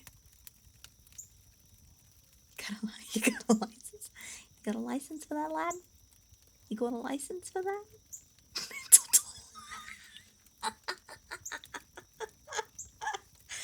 Never free from sin.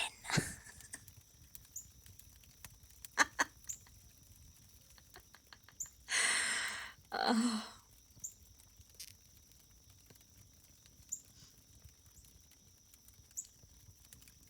Postman's like a serious cost. Tobias got it right.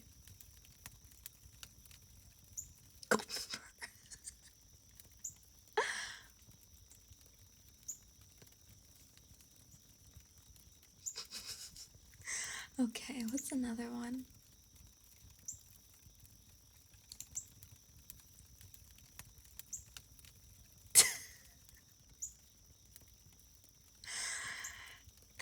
I don't, that's like the cornflake option. That's the cornflake answer.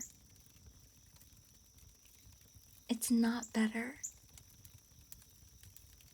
I don't like your cornflake answer. Like, I feel like that's a note that would be written on the back of Kellogg's cornflakes.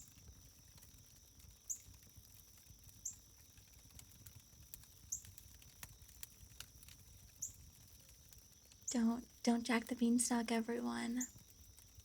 The cost of sin is insurmountable. It is innumerable, immeasurable. Be chaste. Live life free of sin. Eat your cornflakes, kids.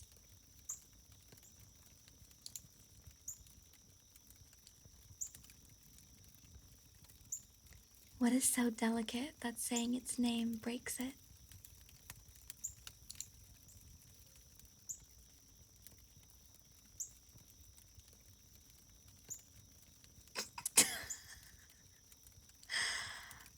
I'm sorry, Bolt. Yeah, silence. That's a pretty, I think that's a common one.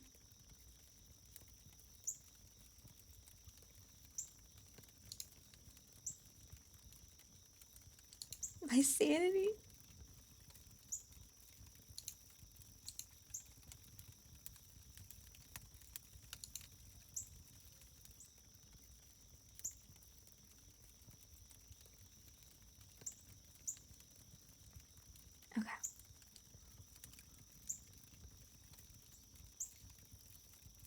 It has become riddle time. Riddle time. Hello, Aaron. How are you? Also, yes, that was the original purpose of cornflakes.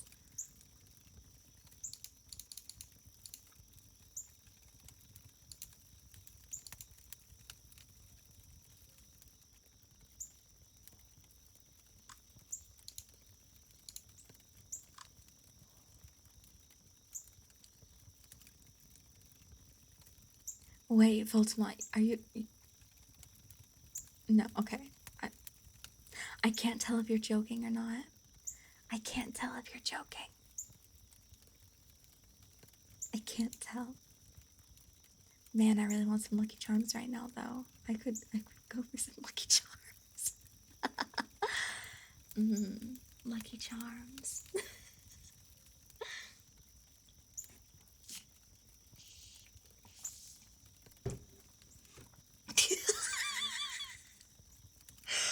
Oh, oh, Paul, not with the self burn. No, not with the self burn.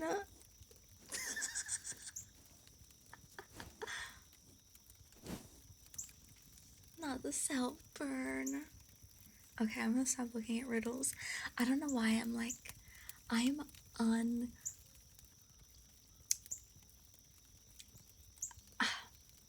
I'm unreasonably upset about that first website.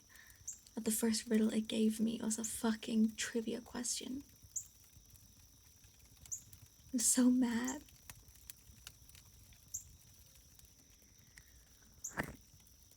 Made me so angry. I have pretzels. Oh my god. Bonehead Scully, no.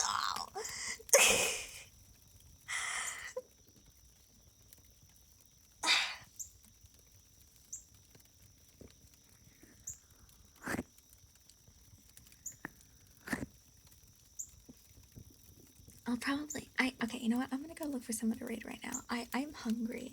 I'm so hungry. I'm really hungry.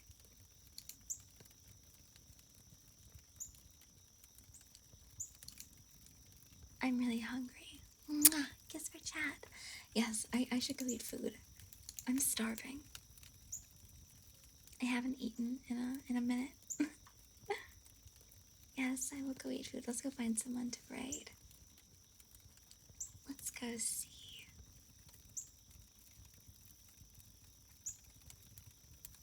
Let's go see. Thank you. I will.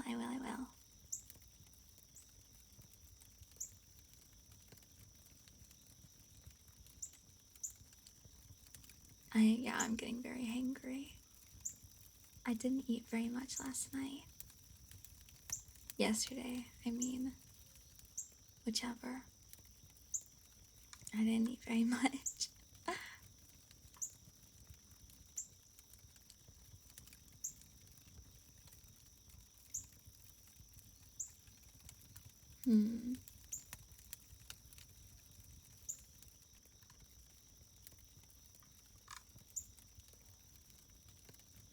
Let's see.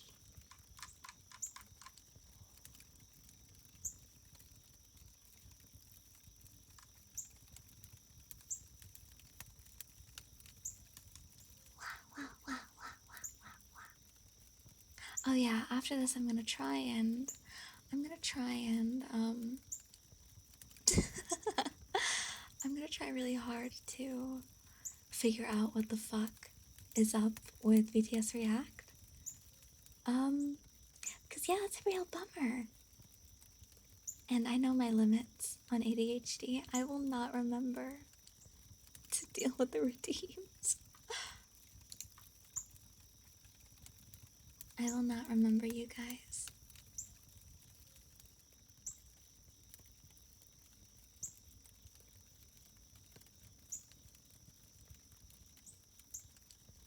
I will not remember.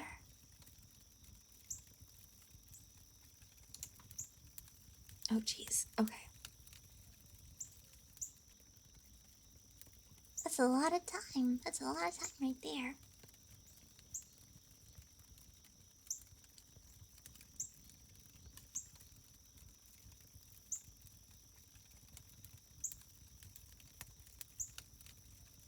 Okay.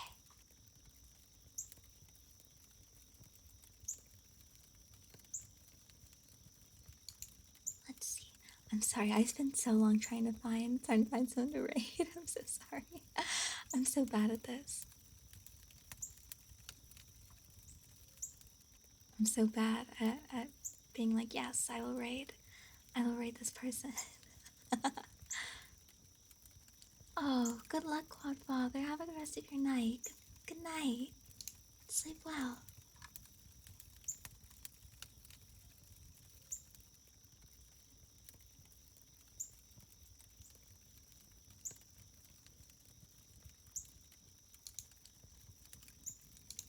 Let's see. Okay, I think I got someone to raid. I got someone to raid. We're just gonna raid someone else who's doing ASMR right now. You know what? Sure. I'll take a suggestion, Toski. Yeah, why not? No one I'm currently following is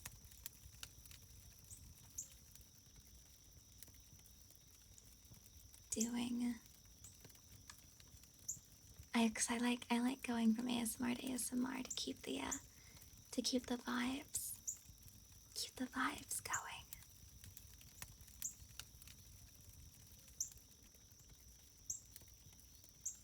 I don't want to like throw you guys from ASMR into like Elden Ring. I don't want to give you guys a whiplash.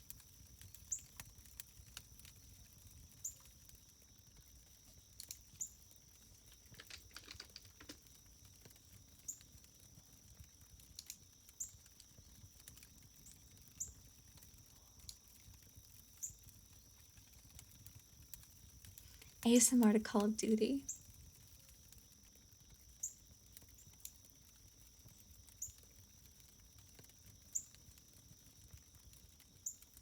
Oh my gosh. Alright, Coffee, thank you so much for popping in.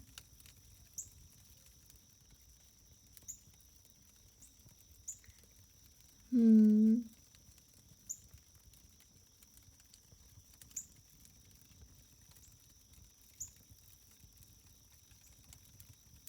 Okay, sure, we'll raid Moofy. We'll raid Moofy.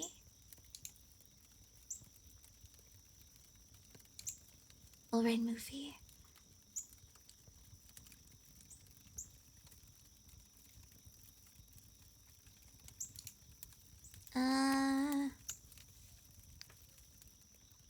God, my brain is suddenly broke right now. Let's do my raid message. My brain is so broke. No food has made me go insane.